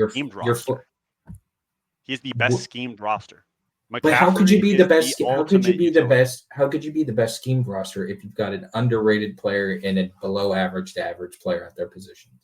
Because if you put Debo in like a running back position or a swing route position or like a jet sweep, he becomes a very, very good runner. Like I'd say he's an elite football player, an elite runner.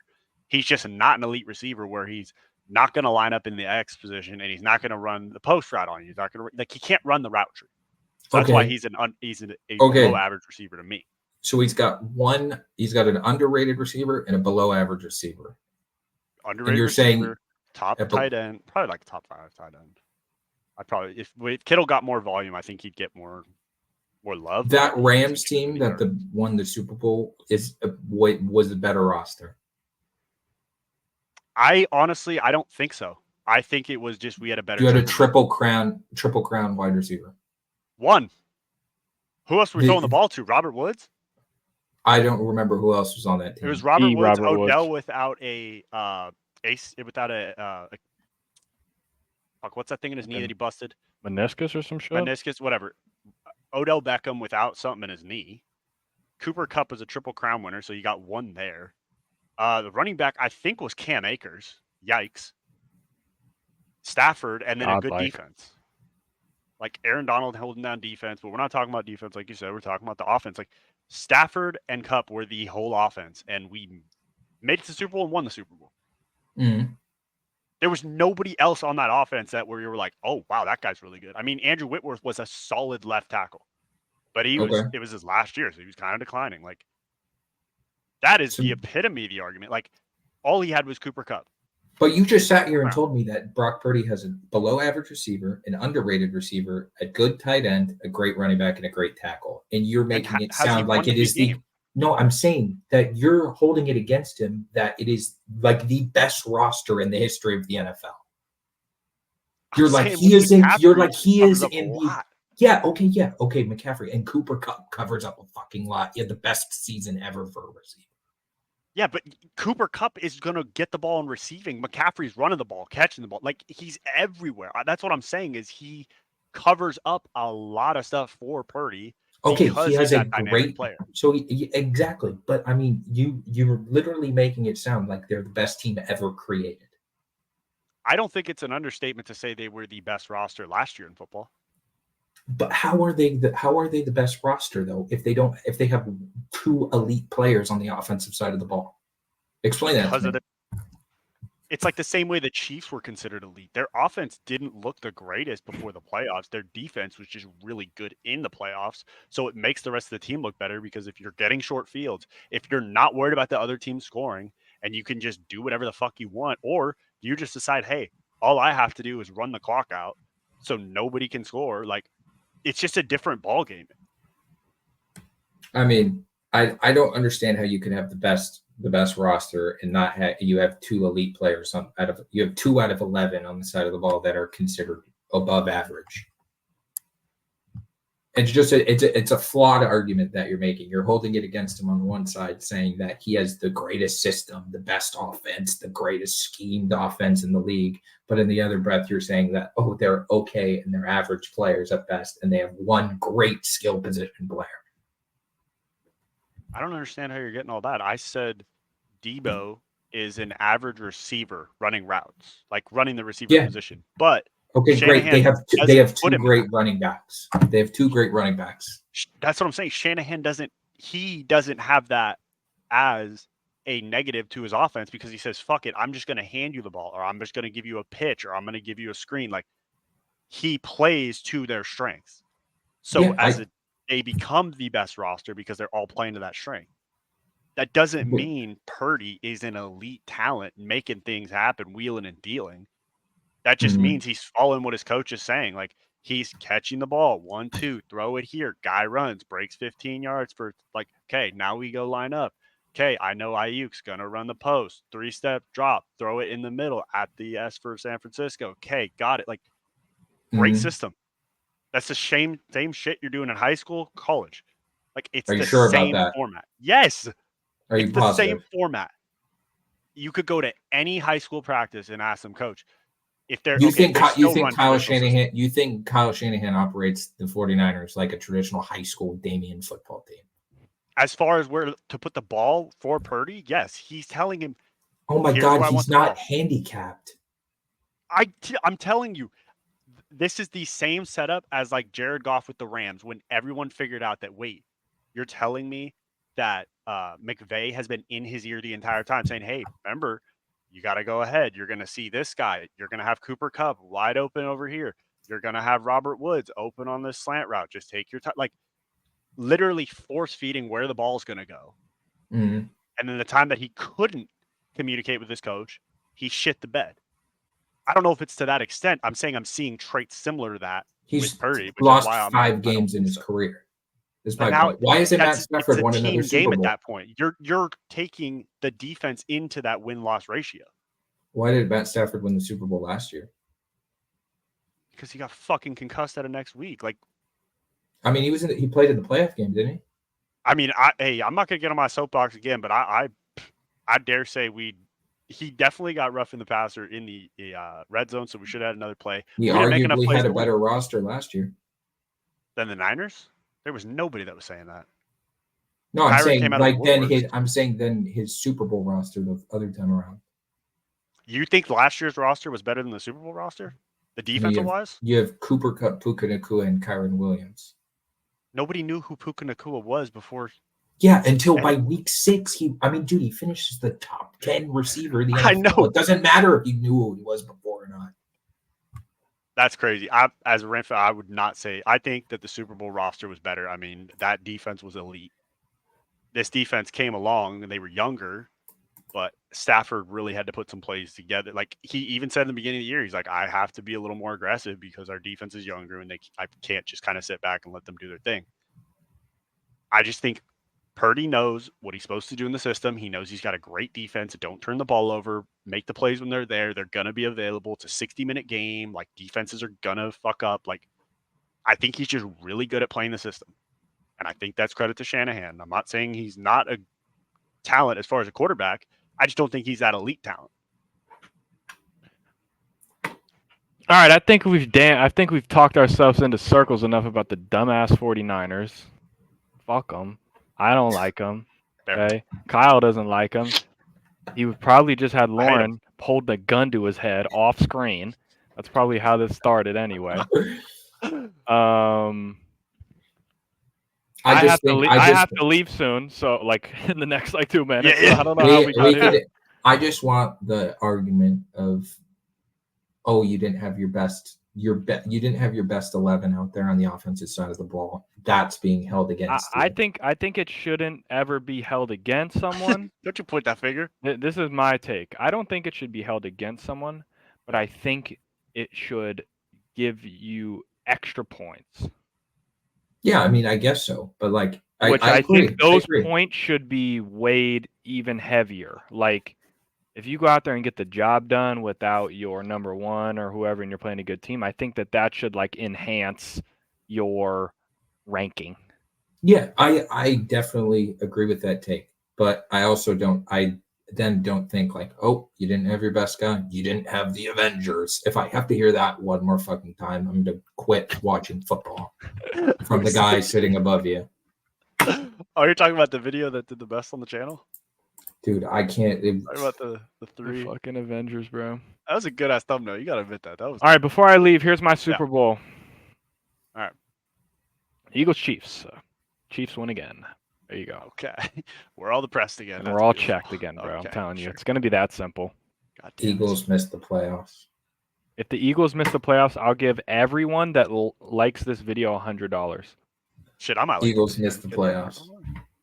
I don't think it's actually, obviously it is possible.